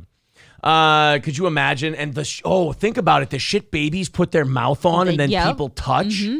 Oh. So now the babies are spreading herpes all over the place. Yeah, fuck monkeypox. Baby herpes is what you got to look out for. Baby herpes is on the rise. Oh, my God. Yes, Ryan Paradissus, this is live. Absolutely. Skeezy says, rest assured, being circumcised does not stop masturbation. Oh, yeah. I've put up some numbers in my day in terms of cranking my shit. I've only found evidence one time. Really? Yes. I'm a good hider. No. Crunchberry says, I think there's already laws against that. No. Not in religious ceremonies. There was an exemption for religious ceremonies. That's how fucked up they were in New York and how afraid of, they were. What? It took them till like 2012 to change the rule. Things get fucked up over religion often, though, because they get a pass for almost everything. Somebody can just bring up something at work and say, oh, well, this is against or this is part of my religion. And suddenly it's okay. Dave Dowling says, thanks, Aaron and April, for an excellent show and hosting and everyone for awesome, informative chat. Way to go on what y'all do to make sure all voters have freedom to vote on everything government wants to do. Thanks, Dave. Thanks, Dave Dowling. We appreciate it, bud. Bouncing Toast says, sorry, I just got here. Aaron, what is your thoughts on circumcision? I didn't get my son circumcised, but I will admit that a circumcised dick does look better than uncircumcised. Well, and it's weird you say that because you're talking about your kid's dick before they even know they have one. You're like, I want my boy to have a nice looking cock. All dicks gonna look weird anyways. What's the big deal? It's just a weird looking thing. I defer to the expert on looking at dicks. I've seen all the dicks. I've only seen one. They all do the Lord's work, if you will. They're all great. Or the devil's business. But they all look funny. No matter what, circumcised or uncircumcised. You've had them all, huh? Seen them all. And they all just look fucking creepy and weird? I wouldn't say creepy and weird. They're just odd. Dicks are goofy. This little piece of skin just sticking out, growing. Really strange looking cocks, huh? Yeah. Just not. They all point different ways and, you never know what they're looking at. You ever look at a dick and you go, hey, over here. Eye contact. What the fuck is the matter with you? Got what is it? The roadway signs? The at airports. What are they called? Runway lights. Runway lights. Front. Can't find it. My man's cock looks like runway lights. It's kind of like noon in the dead of night. Now I want to go listen to old school Trace Adkins. Hey, I got a question for you. Ponder this. Old school Trace Adkins would be even better if sung by Jamie Johnson. Discuss. No, April, this is very interesting. How do you feel about the penis visually? I feel like visually you've got to kind of sit back and look at it and admire it for a second and kind of just figure out the different moving parts of each one. Moving parts? What kind of dicks are you looking at? I don't know. What are they, like steampunky? Do they have cranks and some fucking? Some of them I've seen have had gears and shit? they've had hoods dick? that are kind of like a convertible car, you know, that just kind of like it retracts a little bit. T-tops on a dick. Very, very cool. They're all high T though. You had a dick with a retractable roof. Yeah, they're the coolest. Sometimes when they're getting bigger, they move. You don't know what they're up to. It's kind of fuck you up a little bit. A little bit. It seems like they got a brain of their own in there. God damn. What a fucking whore. Oh, God. Well, thank you guys for hitting the goal tonight. We got another hour of this shit thanks to you guys. Oh. Appreciate that a ton. KF says, Jamie Johnson doesn't get enough respect when he's written a ton of songs that other artists use. You go look at a lot of like the top guys and who wrote their stuff. You guys are really going to hate this. Who was like the really like successful country artist we looked up? Jason Aldean. And we found out that his co-writer, the guy who writes a lot of his songs for him. Are you sure it was Aldean or was it Wallen? No, it was Aldean. It was Jason Aldean. One of his biggest songwriters, like his writing partner is, I think, the douchiest looking guy from Florida Georgia Line. Is it Tyler? I thought it was Brantley Gilbert. Oh, no, we're thinking of someone else then. We are. Somebody's writing partner is Tyler from Florida Georgia Line. And when I saw it, I was like, thank fucking Christ that I am not a big fan of that person. Who does... Wow. I think it was Aldean. Who does Jason Aldean write with? Tyler Hubbard of Florida Georgia Line. Yeah. So who writes? Brantley Gilbert did. Brantley Gilbert does write some of his stuff, though. He did before he had his own career. Right. Yeah. Yeah. He wrote like My Kind of Party and something else for Jason Aldean. Probably Dirt Road Anthem. Yes. No, that was it. Oh. Those were the two that he wrote. Was just yeah, those were Brantley Gilbert. They sound like Brantley Gilbert songs. Yeah. So, but yes, it was, Tyler from Florida Georgia Line. And that kind of makes sense because Jason Aldean kind of does a little bit of douche country. So. Some of it, I really do like a lot of his music, though. I feel like if you're him, it's kind of hard to do another concert after what happened in Vegas. Yeah. But he's doing it. He was at WeFest. Oh. Rusty Grammar says, I can't do my mashup of Ray Ray's Juke Joint and She Thinks We're Just Fishing. My account would be suspended permanently. Bro, thank God somebody brought up Ray Ray's Juke Joint. One of the best written country music songs of all time. A very underrated Jamie Johnson song is Ray Ray's Juke Joint. That's just fun. I don't know it by name. Maybe I've heard it. KF says Jamie Johnson wrote Give It Away and his live performance of it. He wrote one of George Strait's biggest hits. Yeah, he wrote it for him. That's insane. It's one of the best performances I've ever seen, and I'm not a country fan. Oh, shit. BG writes a ton of music. Way more than 2 Aldean songs, a bunch of other singers. Brantley Gilbert. Okay. Who does Brantley Gilbert write for? What songs has Brantley Gilbert Gilbert! Sorry. Oh, Mama. Mama. Songs written by Brantley Gilbert. I don't want songs by him. I want songs that he's written for other people. Oh, God, he writes with Colt Ford a bunch. That makes sense. Colt Ford is huge in the South. Huge. Yep, Dirt Road Anthem, My Kind of Party, Dirt Road Anthem, Country Must Be Countrywide. Oh, that's him. But that is him, yeah. Brantley Gilbert. Yeah, I don't think he's written for a lot of other people. Gilbert. Small Town Small. That must not have been a big one by Jason. Jason. All I'm seeing is that he wrote for Jason Aldean. That's it. Morgan Wallen writes for some people too, though, or he used to. Brantley Gilbert Gottfried. Can I please get some karaoke here? I'm going to do some karaoke. Brantley Gilbert Gottfried. Country Must Be Countrywide. Karaoke. And let's see if we can do this. Who had that fucking idea? I don't know. Thank you, Gurmy.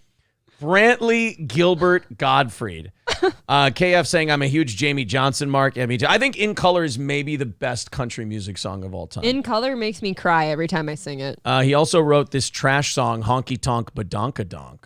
Oh, wow. He wrote that one was too. big, but it is cringe. Jamie Johnson is a fucking writing machine. All right. Brantley Gilbert Gottfried will perform Country Must Be Countrywide. Now, I'm going to have to remember as much of this song as I can because I have to take my glasses off to do Gilbert. It's been a long time since I've heard this. I do like this song, though. Really? Right. Yeah, I kind of. This doesn't sound like a you song. I liked it back in like 2007 when it came out. Yeah, me too. So we'll see. All right, Brantley Gilbert Gottfried. Here we go. All right. Are you ready for a honky-tonk sing-along, you inbred fox? I'm going to be singing my hit song, Country Must Be Countrywide, like how wide your mother's cunt is. Go ahead, crank this song up, man. Country, if you will. Now I'm Dusty Rhodes. All right. Ready? Grew up south of the Mason-Dixon, working, spitting, hunting, and fishing. Stone cold country by the grace of God. I was gassing up the other day. An old boy pulled up with a license plate from Ohio. Thought, oh good Lord, he's lost. From his Wranglers to his boots, he reminded me of Chris Ledoux. And that Copenhagen smile. Country must be countrywide. In every state there's a station playing Cash, Hank, Willie, and Waylon in foreign cars and four-wheel drives.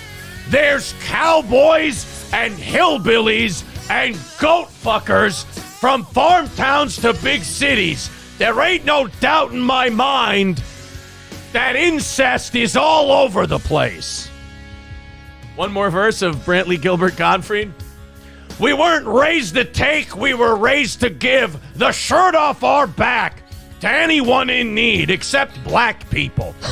We bow our heads before we eat, before we start our day, before we fall asleep, because in God we trust and we believe that Muslims are the devil, and we see what's wrong. And we know what's right. And old Hanky said it all when you shouldn't be ashamed of being white. In every state, in every station, they're playing Cash, Hank, Willie, and Waylon in foreign cars and four-wheel drive sister fucking mobiles. There's cowboys and hillbillies from farm towns to big cities. There ain't no doubt in my mind. Racism must be countrywide. Brantley Gilbert Gottfried. Ladies and gentlemen. Oh, boy. That might get us popped. That was too close to the real thing. That was too close. That one moved me to tears. That was really fucking good. My God, my cheeks hurt. How's your throat? Actually, you know what? Not bad. Oh my God. Not bad. Rain says, Steel Toe, do you listen to Eminem? The old stuff. I'm not really a fan of the stuff after like 2010, really. Maybe even before that. No, not 2010, like 2006. God, fuck. Somewhere around there. Let's see. Let's catch up in the chat here. Phoenix says, we don't deserve this amazing content. Dude, it's hard to look at you. The real Gordy writes, Mommy, I pooped on the carpet. Bouncing Toast says, dude, you even have his eyes. Roachbait says, I'm not sure this is a real song. It is. Does this make April moist in her nether regions? Yes. I only want to see your retracting hood. Lot of laughing faces, clapping emojis. Thank you very much. It's brilliant. That is, for me, that's one of your best impressions. I think that one is spot on. It's beautiful. Phoenix says, that is some of your best work. Thank you. I think Aaron just preheated April's oven for the night. Maybe. Brantley Gilbert Gottfried dominates. I think Brantley Gilbert has to do that now. It has to be Brantley Gilbert Gottfried. He rebrands himself. Bouncing Toast says, you earn your money, son. Yeah, call me a beggar now, motherfucker. Damn, I wish I was talented, says Skeezy. Ugh. I'm really basking in the compliments here, if you don't mind. Bravo, sir. Bravo. Thank you. His wiener's moving. Krillo says, one of my favorite impressions you do. It's so good. See, Rain says Eminem Show was his peak. You know, that's a damn good album. But I'm sorry, and It's you're going to really think good. this is hacky, but I think Marshall Mathers LP was the best-selling one for a reason. I mean, that is like songs like Criminal and Kill You, Amityville, Drug Ballad. Amityville, wow. Every fucking song on that album. They're so good. You can't skip. I can skip a few songs on the Eminem Show. No offense. But if I go to the Eminem Show's track list right now. We just did this like 2 weeks ago. I know. And we did it 2 weeks before that. White America's pretty good. Square Dance, Say Goodbye to Hollywood. Haley's song I could skip. Say What You Say is good. Business is good. Sing for the Moment is good. Till I Collapse. Till I Collapse is one of the best Eminem songs of all time. It's awesome. Cleaning Out My Closet is good. Soldier, Without Me. Without Me is so fun. I could maybe skip Superman. Yeah. My Dad's Gone Crazy is good. In that album, I think I can only skip Haley's song, Superman, and When the Music Stops. So yeah, you're right. God, that does give It's pretty good. the Marshall Mathers LP a run for its money. Marshall Mathers LP. All right, let's take a look at that. Stan. Who Knew? The Way I Am. Remember Me is good. Marshall Mathers, Drug Ballad, Bitch Please 2. Under the Influence. You know what? I'll be fair. I could probably skip Under the Influence. I think take it I or probably leave could. it. Kill You is great. The Real Slim Shady, of course. Have to. I'm Back is really good. Back is fun. Amityville is great. Kim is great. And Criminal's awesome. You know what? I think I got to give it to the Marshall Mathers LP slightly. That's a toss-up, in my opinion. Yeah. Thank you very much to the Real Gordy with $10, and he says, "I'd love to hear Randy Savage sing Dirt Road Anthem from Jason Aldean." Is this what we're lowering ourselves to? Aaron will bite every time. So I love doing impression karaoke. yeah. Thank you to Rusty Grammar for $2. He says, "Thanks for giving us Hicks a bad name. Funny as fuck." All right, we're $10 ahead for tomorrow evening. Thanks, guys. And Real Gordy threw in 10. Rusty Grammar threw in 2. I don't like that our dog has multiple personalities now. Yeah. Randy Savage, Dirt Road Anthem. All right. Do you know that song enough? Are we going to get a list of requests piling up where I'm just going to have to do more and more of these? Probably. I mean, I'm not going to mind. It all goes to tomorrow anyway. Some of your best work, but yeah, don't clip that one. We're going to clip the DSP Kalila stuff, I think is what we're going to clip out of tonight. KF says, "What are the Reddit queers going to post tonight? There was no begging." Excellent, Joe. Even when we ask for money, we're certainly not begging. They just, look, I think a lot of them have podcasts or they have YouTube channels, and they see me as the new guy getting attention, and I breezed past all of them. They have to complain about something. They're insecure. Ian Ellis warned me about it. Ian Ellis said to me, he goes, "Dude, a lot of these people are just the sewers of Red Bar. And they've just been trained to hate anything that's donation-based." Ironically forgetting that when Red Bar started out for like the first 10 years, he was donation-based. Well, and his wealthy Jewish dad. And even now, like, people still need to put their credit cards in every month, and a lot of them are not renewing their cards Ooh, and he anymore. does not like that. But he's not. But by the way, he's not begging in their mind when he does that. No, of course not. No. Till I Collapse is my jump rope song, says Chops Talk. It's an odd kind of song to have. No, I don't think so. A lot of people, like swimmers too, they have a certain song they'll keep in their brain to keep a pace. His new one with Snoop, I haven't heard that. High Main says Criminal is my favorite Eminem song. Till I Collapse, Criminal, and I'm Back are some of my favorites. Lossless, how you doing? But I haven't seen Lossless in a while. Hey. They want Mike Lindell to do Mandolin Rain. I agree with Mediocre Personality. That song is too much of an earworm for me. All right, so what did they want? They wanted Randy Savage. Dirt Road Anthem. Dirt Road Anthem. KF says almost at 4,300 subs. Nice. What do you mean almost? Thought you were there already. Hold on Stop saying that. People unsubscribe. Hold on a goddamn minute now. Wait a second. Good old Buzzy just says rap sucks. Yeah, we cleared 4,300, sir. How fucking dare you? Jordan with $5 says, I know you hit the goal, but that song was fire. Oh, thank you, buddy. Appreciate that. 15 ahead for tomorrow night. I just want to see this. It's Section 8 Anthony Cumia and Trailer Park Jules. Oh, we must really get to you. I know. It's nice to know. KF says I was legit being nice and complimentary. I know. That's how I took it. Lossless, the guy that was ranting by the river. What? And now we're attacking each other. What the fuck? All right, Randy Savage, Dirt Road Anthem. That's what they wanted? In fairness, if there's video of said rant by the river by Lossless, I'd like to see it. I'd love to see it. Yeah, just to pay tribute to him. It's the only reason. Dude, this is a fast one. Do you know this one? Look how quick that moves. I don't know if Macho Man's going to be able to do that one. Can he keep the cadence? Rusty Grammar with $5 says, please turn off the woke auto mod. I don't know how. I have it on. All chats are fine. They're all good. I don't know how to fix that, buddy. I'll write it down and look into it. Yeah. $20 into tomorrow. Thank you, guys.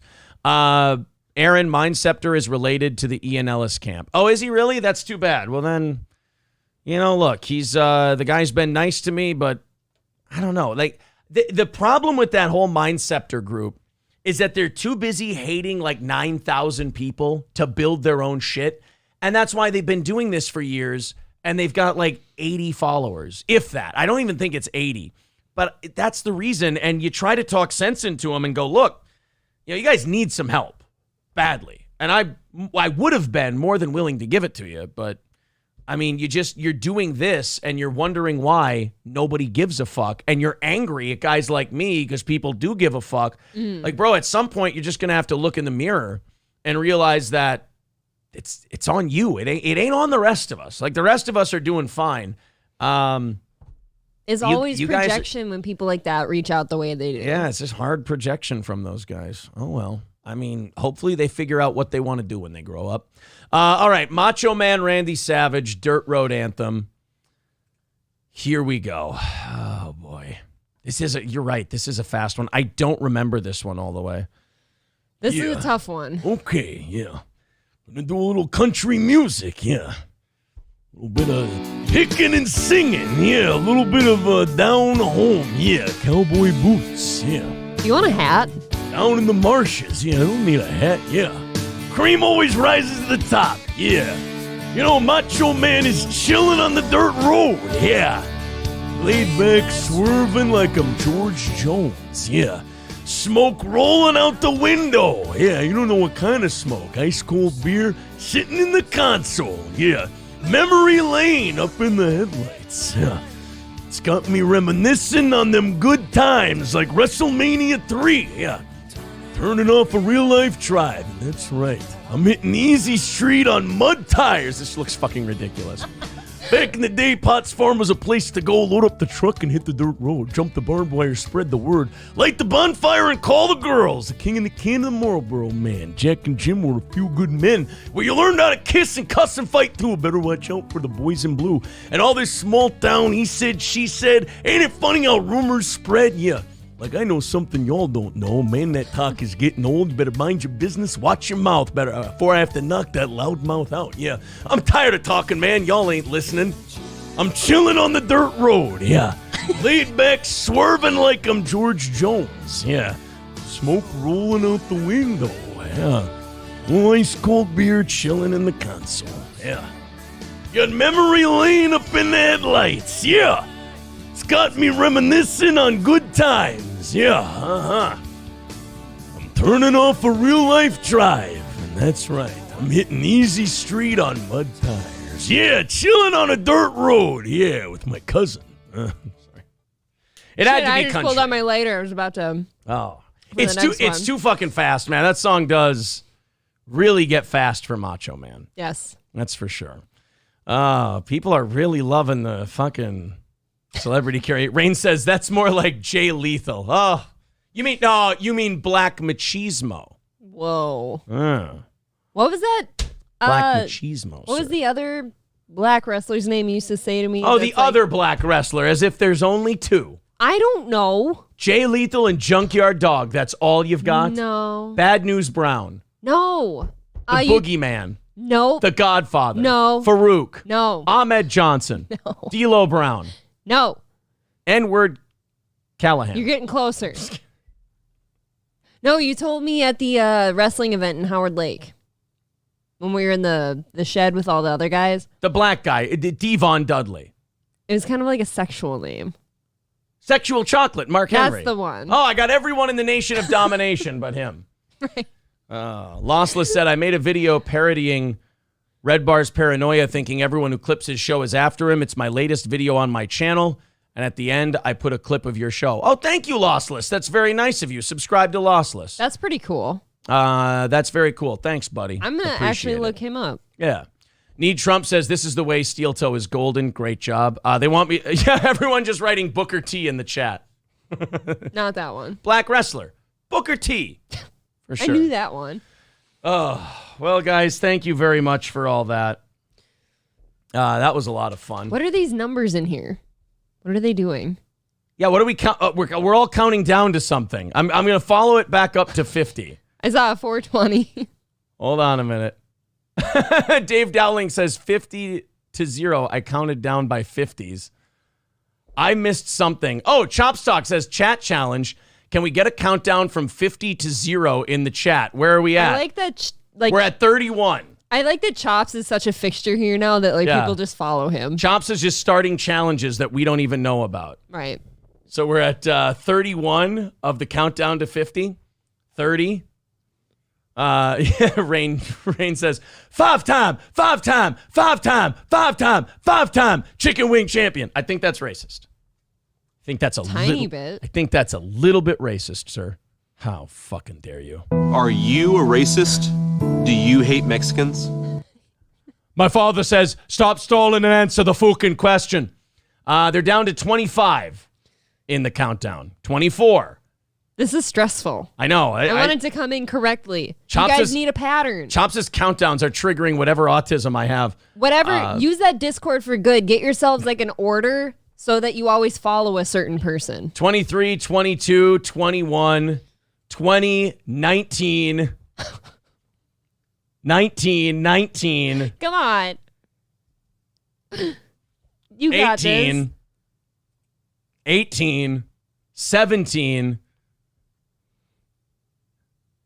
16, 17. No, fuck, 28. Oh, no. 15, 14. Yeah, I got one. That was me. 13. Can we get a 12? Can we get a 12? 14, 8. Jesus Christ. 12. 11. 10. By the way, Dear Butch, the Discord link is in the description. Oh, my God. Stop going back up. 9. 8. Stop going back 7. up. What happens when they get there? I don't know. This is just kind of fun. Now I'm just watching this shit. I'm not even doing a show anymore. I know. 6. 5. You've given up your show to the chat. I have, yes. 5. Fucking say 4. 4. 4. Say 3 now, goddamn you. 4, 3, 2, 1. Oh, 0. The chat is so slow. There it is. We got it. Oh my God. Fuck. You guys counted down from 50 to 0. I don't like that Chops has the ability to commandeer our show. Oh my God. Well, I mean, I was like a moth to a flame on that Me shit. too. That was really stressful. Oh my God. And then fucking Chops gives us $100. What are you doing, sir? You fucking psychopath. Luckily, your package is getting to you tomorrow. Or, I mean, I packaged his package today. Probably should have maybe phrased that a little differently. Your thing's getting sent out to you tomorrow. You know what? Here's what I'm going to do. I'm going to spread. I do this rarely.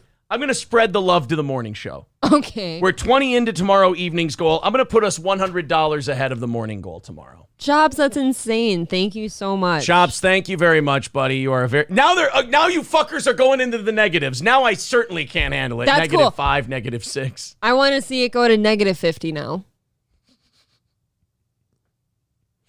What the fuck? This has been such a fun goddamn show tonight. It's been weird. I love it. Oh, man. Triggering all the right people, making friends and fans, attracting new fans, having shitloads of fun. Taking your personalities for a walk. Let's see. Zen Rhino letting me know. Ew. Look by the rhino. Live streams derails the show a little because the people get distracted by talking about the show being live.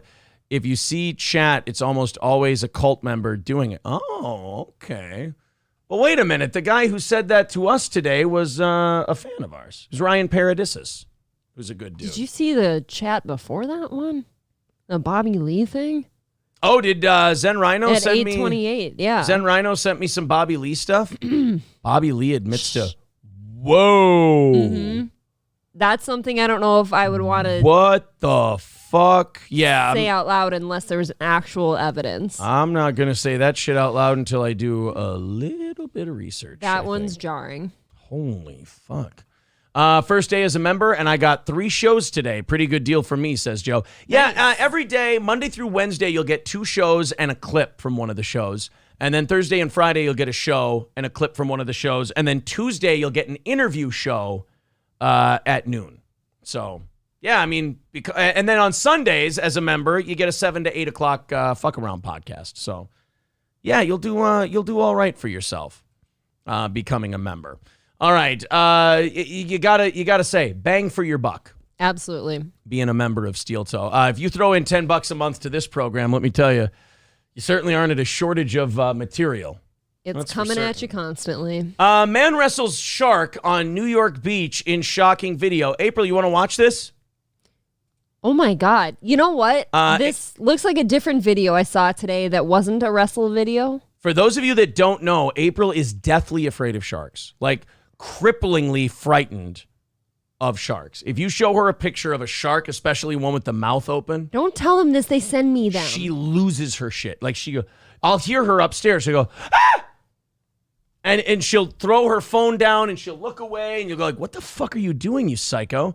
She'll go, he sent me a picture of a shark. I have been tagged in the up beneath the shark upside down smile one more times than I can count recently. And that one, I can't even believe you're afraid of that. That's I'm such not a cartoony anymore. I've picture. seen it too many times. What is that called? Exposure therapy? Yeah, exposure therapy. Here we go. Guy wrestles shark. Now, first of all, don't do this. Why you wouldn't just let the fucking shark swim away? I have no idea. For the story, Aaron. Leave the shark alone, for God's sake. I had a shark bite my dick off once. Here we go. Stop it.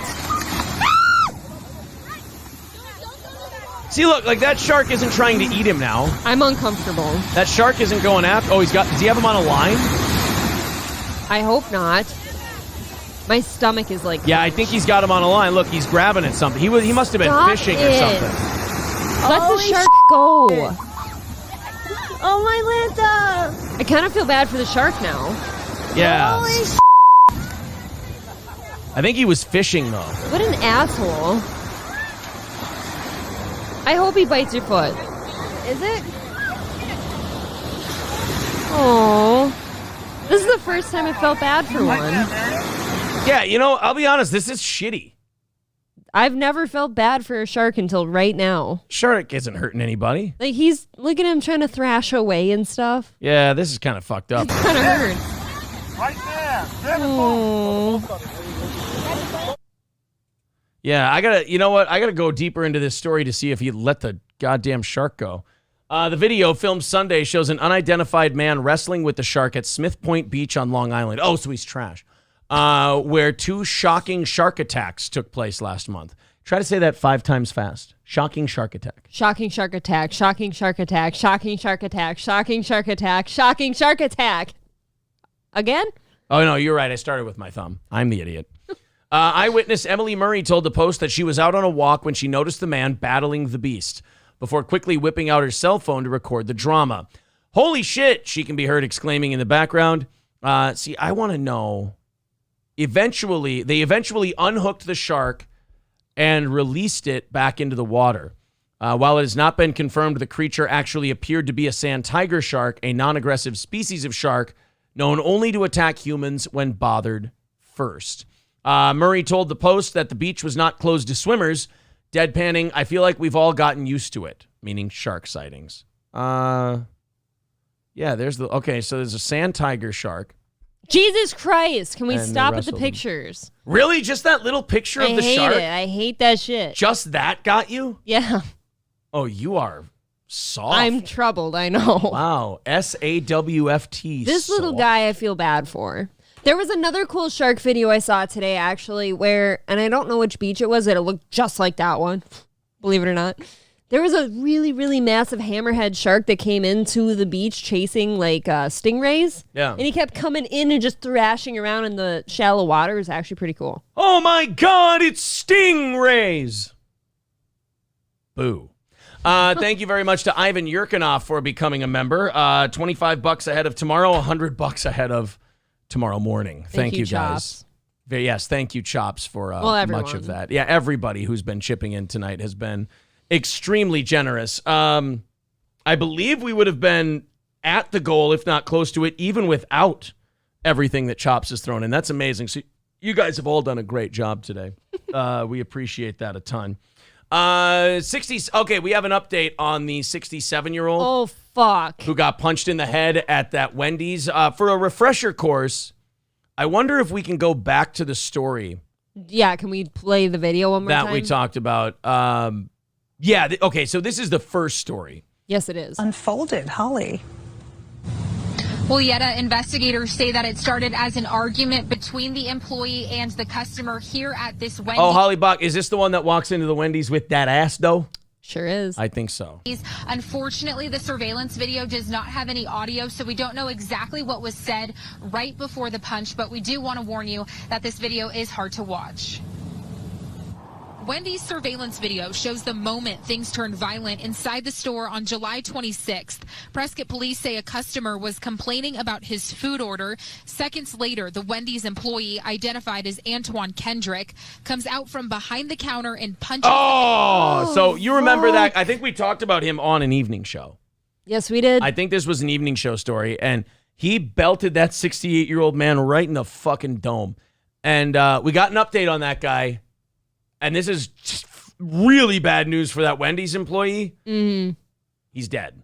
He fucking died. That was the last finger pointing that old man ever did. Yep, that was the last time he ever got to shake his finger at a person of color. You made a joke too. He took a few sips of that soda, and I remember the night we covered this, you're like, "You better have enjoyed that last sip of soda. I hope it was sweet, because it's the last one you're ever going to taste." He really was. He died. He fucking died. You called it. You said it. So he died. And I said, this guy's going to be in deep shit if this guy ends up dying. That's going to be the dumbest one punch that this guy ever decided to throw. And then he just walks out casually. 67-year-old heads were not meant to be punched. No. I mean, human heads in soft. general were not made to be punched. Mm-mm.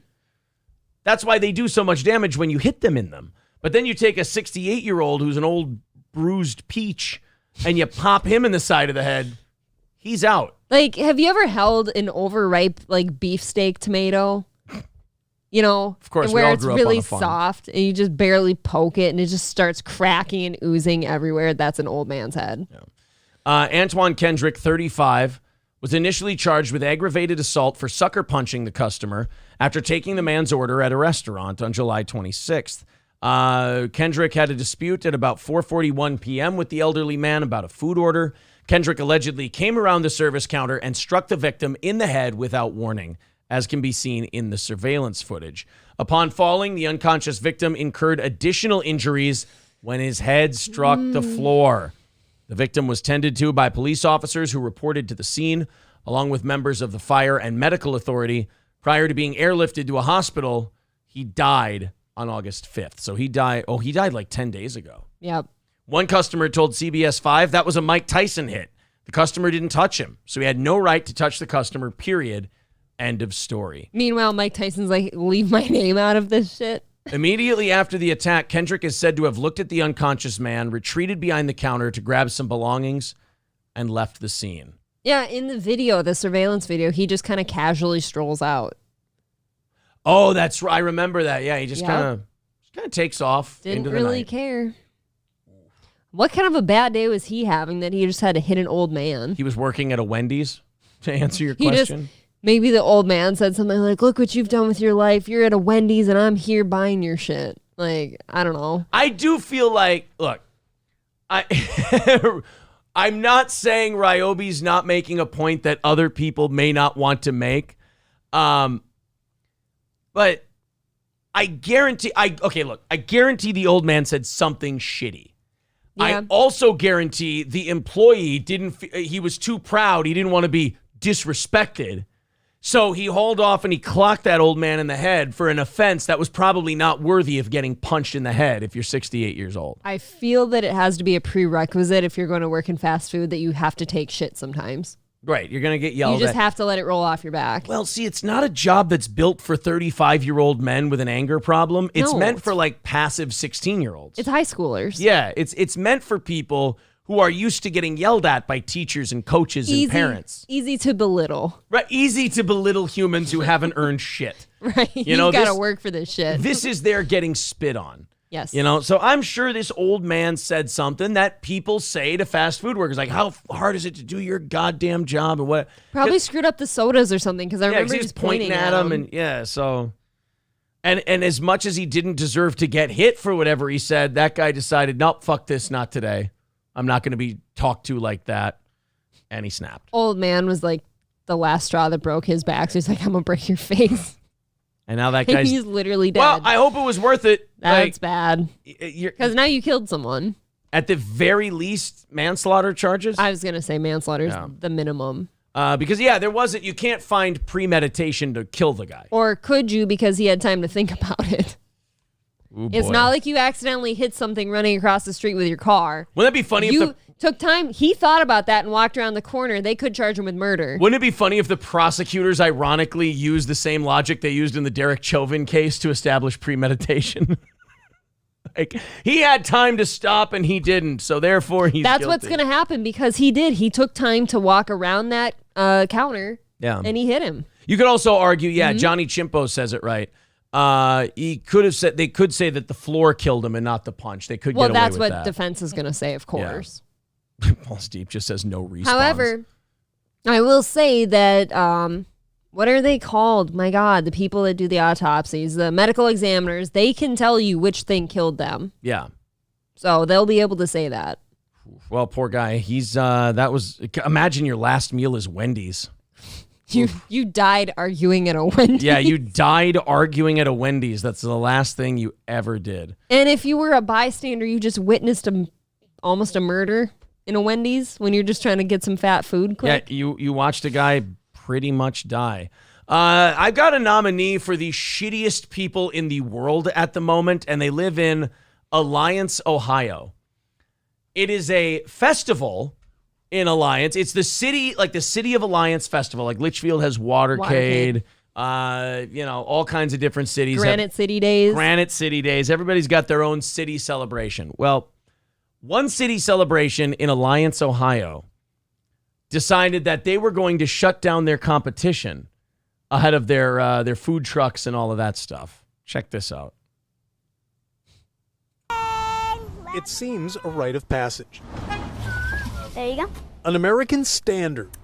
Kids running a lemonade stand. What kind would you like? Okay, 2 mixed. For 8-year-old Asa Baker, the hot summer You're welcome. Thank you. has been good to her. Especially on a country road, I get a lot of people. That's what we need. See, our daughter is starting to do lemonade stands now. We need to get her one of those spigot pitchers. But they're door-to-door lemonade salespeople. Well, one of them mans the desk, the table, the stand. Yeah, and the other one takes the other a portable. one goes out. Yeah. You know what I like? They take the orders and come back like waitresses and stuff. Oh, that's nice. See, they deliver, and they don't even raise the price for it. What good kids. Kind of, give or take, some days was better for us. One of my dad's workers gave me $50. I was really happy. Chops, you generous son of a bitch. Hundreds of dollars to this show, $50 to this girl's lemonade stand. Did you make her count down from 50 first? It's a nice glass of lemonade. If you do this for enough years, you'd have to, like, if you started really young, that's a good little chunk of money you've got saved up. Right? If you don't spend it. You start a little investment account for yourself. All of a sudden, you're retiring at 40. Right? That's the dream, right? It's just the guy gave her $50. He gets his lemonade. He goes, "Why ain't no goddamn booze in it? Why ain't there ain't no?" Why ain't yeah? It's a good impression of that guy. Oh man! See, if you talk in that voice, too many negatives in one sentence. If you fuck up like that, but you're talking in that voice, people just think you intended to. Oh. Yeah, I was like, what is she doing? Had no issues until we decided to come down here during the festival. Alliance's Ribbon Food Fest. Asa's lemonade stand set up in an alley outside of the festival until it was shut down by an Alliance police officer. No. The city festival shut this little girl's lemonade stand down. What assholes? Yeah. I typically, I don't care about other people's kids, but this is a straight up shitty move. Well, you're starting to see kids in the news now that are like our kids' age. I know, I'm seeing our kid now. So you're starting to see what they do if they came to you and told you about this, and you're just heartbroken. My heart is just destroyed because I'm like, do you know how hard she'd cry over that? This Right. kid's over here all cheery because she's on the news, but our kid would cry. well, they said, they were. Our kid would get, if she were on the news about it, she'd be mad, dickish, and vengeful. She'd be like, and they shut down my lemonade stand, and I'm mad. I'm mad about it, and it's not okay. She wouldn't be like this kid and be like, well, you see, the profit dividends that we were experiencing certainly will be missed, but we feel like we can make it up in quarter four. This should be a temporary setback. Our daughter would be like, no, it's not right that they did that, and I'm sad. This will be good for this kid though because she'll get a lot of traffic now. Oh fuck yeah, she's gonna be. People will stop by from the next town over. Let me give you $10 for a glass of lemonade. She'll make so much that there'll be some kind of weird legal thing where her parents are trying to take some of the money from the lemonade stand. She's got to You're incorporating. Yeah, she's got to do Macaulay Culkin and file for divorce from her parents, and this whole thing just turns really ugly. Wow. Really sad that they had to shut me down, but they gave me $20 for to try and pay for it. Well, I can definitely talk. Well, so even $20. So even the cops were like, "We know this is fucked up." They complained. Who's the assholes? The Alliance Festival. You can't just shut down a kid's lemonade stand. Apparently you because can. You know why? The assholes at the Alliance Festival that have their own lemonade stand probably started out like this. Can you imagine if someone had killed their dream once? What is this, back to COVID? I'm just saying, they not started want to out shut that her way. down. But, you get a call, he has to do it, We looked it up online, and they said that it was pretty much anywhere in Ohio, you have to have a license, and I never heard of it. Fucking government, isn't that great? You gotta have a license to have a goddamn lemonade stand, and nobody thinks about that when they go and vote. Maybe I should vote for people who don't want there. In my local elections, I shouldn't be voting for people who want there to be a rule that says you have to have a license to have even if you do have a law that says you have to have a license to operate a lemonade stand, there should be, the whole police force should go, all right, we all agree we're not enforcing that, right? I would agree to that. And you know what's super stupid is they're going to be fussy there's health codes and there's business stuff and right. All sorts of reasons you have to have a license. You don't actually drink the fucking lemonade that the shitty lemonade the kid made. You don't know if there's boogers in it or not. Yeah. You just give them some money and say, In fact, I can guarantee it was not made to code and they undersugared the shit out of it and it's going to be garbage. It's sour. You give them $10 and you fuck off. The Alliance Police Department wants everybody to know that they're not out shutting down lemonade stands, not targeting 8-year-olds selling. Shooting children, beating them with clubs, tasing them, handcuffing them, throwing them in the back of the car. Right, can you imagine? We've rounded up more criminals here at the Alliance Festival. Oh, really? Was it assault, robbery? No, lemonade stands. Illegal capitalism. It's a hard day at work. Yeah. I had to beat up 3 toddlers myself because they got lippy. Lemonade. This was an unusual circumstance. You see him beating a 4-year-old. Stop resisting! Stop resisting! I just want my SpongeBob. Just don't pull a Chauvin. Where they had a complaint from the festival, and they are obligated to enforce the city's ordinances. Oh, shit. The city ordinance clearly stating anyone conducting business shall, before opening, procure a license. there are no exceptions. In order to get a food vendor's license, it only lasts for 5 days, and it's $40 for 5 days. So that's actually not terrible. That's not bad because you should make that back, no problem. But also, if the people from the Alliance Festival are complaining because the kid's taking business away from them, they should probably step their game up a little bit. Yeah, if you guys are worried about the shitty lemonade that the little girl is serving, you guys got bigger problems than the little girl. Yes. kind of, out of the picture. If she wants to sell on the street, we have to get a street permit. If she sells in front of a business, we gotta have a solicitor's permit. It's like Pink Day. Yeah, you're right, guys. Any of you who say that we don't have enough government regulation in business, you guys are definitely right. That doesn't sound like too much regulation. Did you hear that? She's so excited about her pink lemonade. That's so cute. She will until the fucking fuzz busts down this illegal lemonade speakeasy she's got going. The kid turns shady and starts popping up in super secret lemonade speakeasies. There's an alley downtown. She's like, hey, yo, you want some fucking lemonade for 50 cents?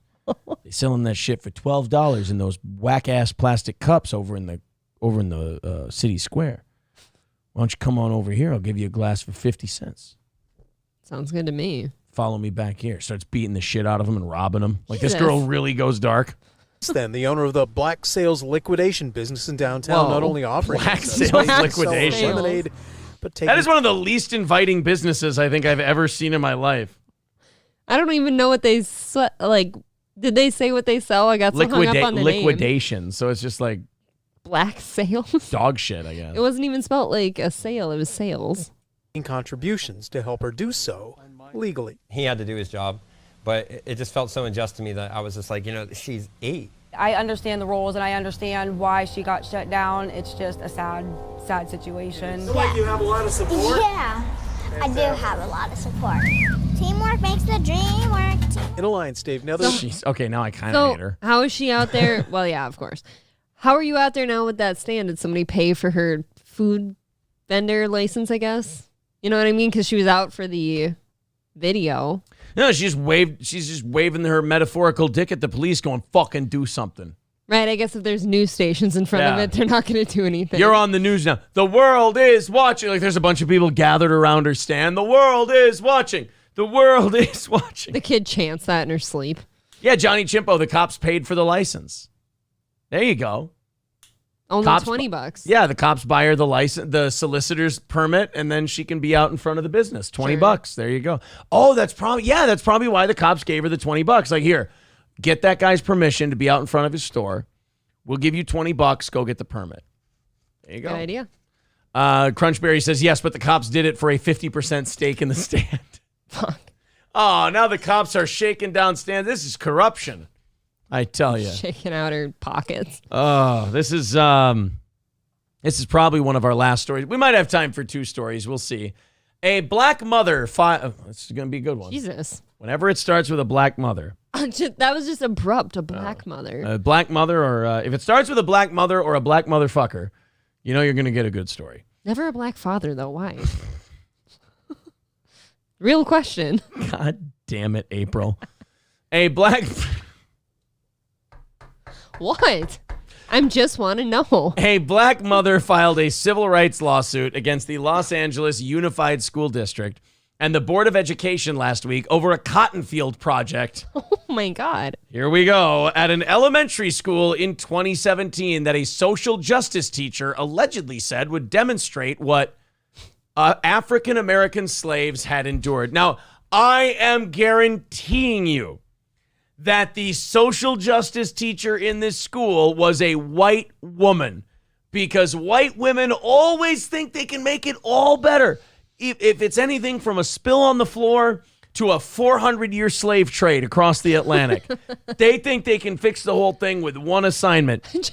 All right, everybody, we're going to have an exercise today where we all pick cotton like slaves did. And this is going to let the healing commence. See, this is how I would have made them do it. Yeah. See, I would have made Slavery's just the wrong, white guys. kids pick the cotton, and I would have given the black kids whips. I think that's appropriate. Rashonda Pitts claimed in the suit that her daughter has suffered extreme emotional distress over the project at Laurel Span School, the Times said. In addition to the district and school board, the suit names the school's then principal and social justice teacher as defendants, the paper said, adding that during the last 5 years, Laurel Span School has closed, and a new school, Laurel Cinematic Arts Creative Tech Magnet, has replaced it. So it's kind of hard to sue the school if the school's not there. I guess. Anymore. Wow, that's their. You just get rid of the whole thing. Yeah. Why not? Pitt said she noticed. Excuse me. Wow. Thank you for not doing that right into the mic like DSP. Oh, that was a yawn, though. I was sleepy. Fine. That's his next thing because nobody's there. Pitt said she noticed in September 2017 her daughter becoming very quiet and reserved when her daughter used to vibrantly share her day with her mother. Oh, boy. On Slavery Day, she wasn't so excited to tell her mom what happened. Mom, guess what we did at school today? One day, Pitt saw a cotton field in front of the school. Wait a minute, they planted like an actual fucking cotton field? Right in front of the school. You made the students plant a cotton... Are you out of your goddamn mind? They don't fuck around. They want to make sure they really understand what happened. This was your great white lady solution to fix racism? She really thought she was doing something, too. Women, stop trying to help people who never fucking asked for it. One day, Pitt saw a cotton field in front of the school as she was dropping off her daughter, and she called the school's office to speak with Principal Amy Diaz, who was unavailable, the paper said, citing the lawsuit. Pitt spoke with Assistant Principal Brian Wisniewski, who told the mom that her daughter's class was reading Frederick Douglass's autobiography, and the cotton field was created so students could have a real-life experience of slavery. Every Civil War veteran should be allowed to get out of their grave and slap you in the fucking face. So, like, I didn't die just so that you could just recreate the whole slave thing. Hold on. Thought we were putting this to bed for good. We're now... It's like a new trend to have separated groups, you know, segregation, if you will, and now we're planting actual cotton fields. Oh, no. Pitt's daughter said her social justice teacher required students to pick cotton, and while Pitt's daughter wasn't forced to do so, she had to watch other students complete the project while she cared for other crops in the garden. In addition, Pitt's daughter said she was afraid to tell about the project because she didn't want retaliation from teachers or bad grades. Oh, and by the way, these are the same people who not want to now fuck around with your kids' sexuality and gender, and you think your kids are going to come home and tell you the truth? Hold on. She was afraid to tell because she was afraid of teacher retaliation. That definitely means the teacher said, don't tell your parents. Yep, that means the teacher said something to them. That just didn't get in their head out of nowhere. No, that absolutely means they said, don't tell your parents. We're just going to do this as a class. Oh, boy. Wicked Pissa Show says if cops are enforcing this crap... Oh, they're behind in the chat. It's because some dinosaur townie is griping about it. Yeah, the City Festival. Hulkamasha Baby writes, based? Right? I mean, you're trying to be like social justice-y, but you're kind of coming off kind of Big Daddy and Django. It's very weird. Yeah. I know you think you're being Django, but you're being a little Steven-y, I think. Hopefully they didn't show them what any of the house ladies had to do back then. Any of the, the comfort gals? The comfort gals. Yeah, you didn't want, I hope you didn't make any of the kids comfort gals. Well, of course not. They're not in Hollywood. So there's that. Why are we not talking about the fact that there's a social justice teacher? Yeah, I was trying to figure out if that was just like a phrase they were using for the article. No. Or if there's actually a social justice teacher, which is kind of fucked. That's what they called her. And I know when I was in college, and it's been years now, so I can assume it's gotten worse, they were starting to implement stuff like that at that point. God, that really takes some fucking balls. And not the good kind either, to go and make an assignment like that. Yeah. All right, I want to get this one done, and then we will call it a night. Thank you guys very much, Chops especially, but everybody who threw in so much as a buck to tonight's show. We really appreciate it. Influencer who divorced her husband and married her stepson is having another baby with him. Oh, good for these two lovebirds. No. You sick fucks. He married his stepmom. You can't do that. An influencer who traded in her husband to marry her stepson has revealed they are expecting a child together. Marina Balmasheva, 37, has 20-month-old Olga with Vladimir Vova Shavrian, her 23-year-old stepson. And there's the creepy family right there. She looks like somebody. That's creepy as shit. I'll put it in these terms, like, this would be if I divorced Aaron and whenever his son Louis came of age, I married him instead and had children with him. Yeah, this does sound, Wicked Pissa points it out, this does sound like a porno premise. It does. It really does. But they definitely had some kind of porno because there was a child that, you know. ATC Survivor says, see them on the hub soon. Yuck. Marina, a popular weight loss influencer in Russia, left Vova's father, Alexei, after falling pregnant to her stepson while the two were having an affair behind the father's back. And they're both not dead? Wow. I think if you're this Alexei guy, you just kind of want to remove yourself from the whole thing. Yeah. I think you just kind of get the fuck out of Dodge and you're gone. You just tell them both, look, I don't care what you do. Get the fuck out of my house. And don't ever talk to me again. I don't want to see anything. You're gone. I don't want to talk to any of you ever again in my entire fucking life. You disown your son, right? You have to. Oh, yeah. You have to disown your son. The son is cut off. That's for certain. Well, guys, thank you very much. Another evening show in the books. Thank you very much for all the help. And remember to click like on the video if you haven't done that yet already. Go ahead and click like on that. That's just awesome. Subscribe to the channel. And we're going to check out the Karl interview. Check out the interview we did with Karl from Who Are These Podcasts. I know I got to get the DSP Kalila stuff up. We've got to get the Raleigh's thing up. The Raleigh's thing up. We got to get we got a lot of clips that we got to throw up here. Well, anyway, guys, thank you very much. I'm going to go back to work. Enjoy all of your steel toe stuff. We'll be back tomorrow at 6 a.m. Central. April, thank you very much. Thank you. Thank you, guys. Until then, everybody, thank you.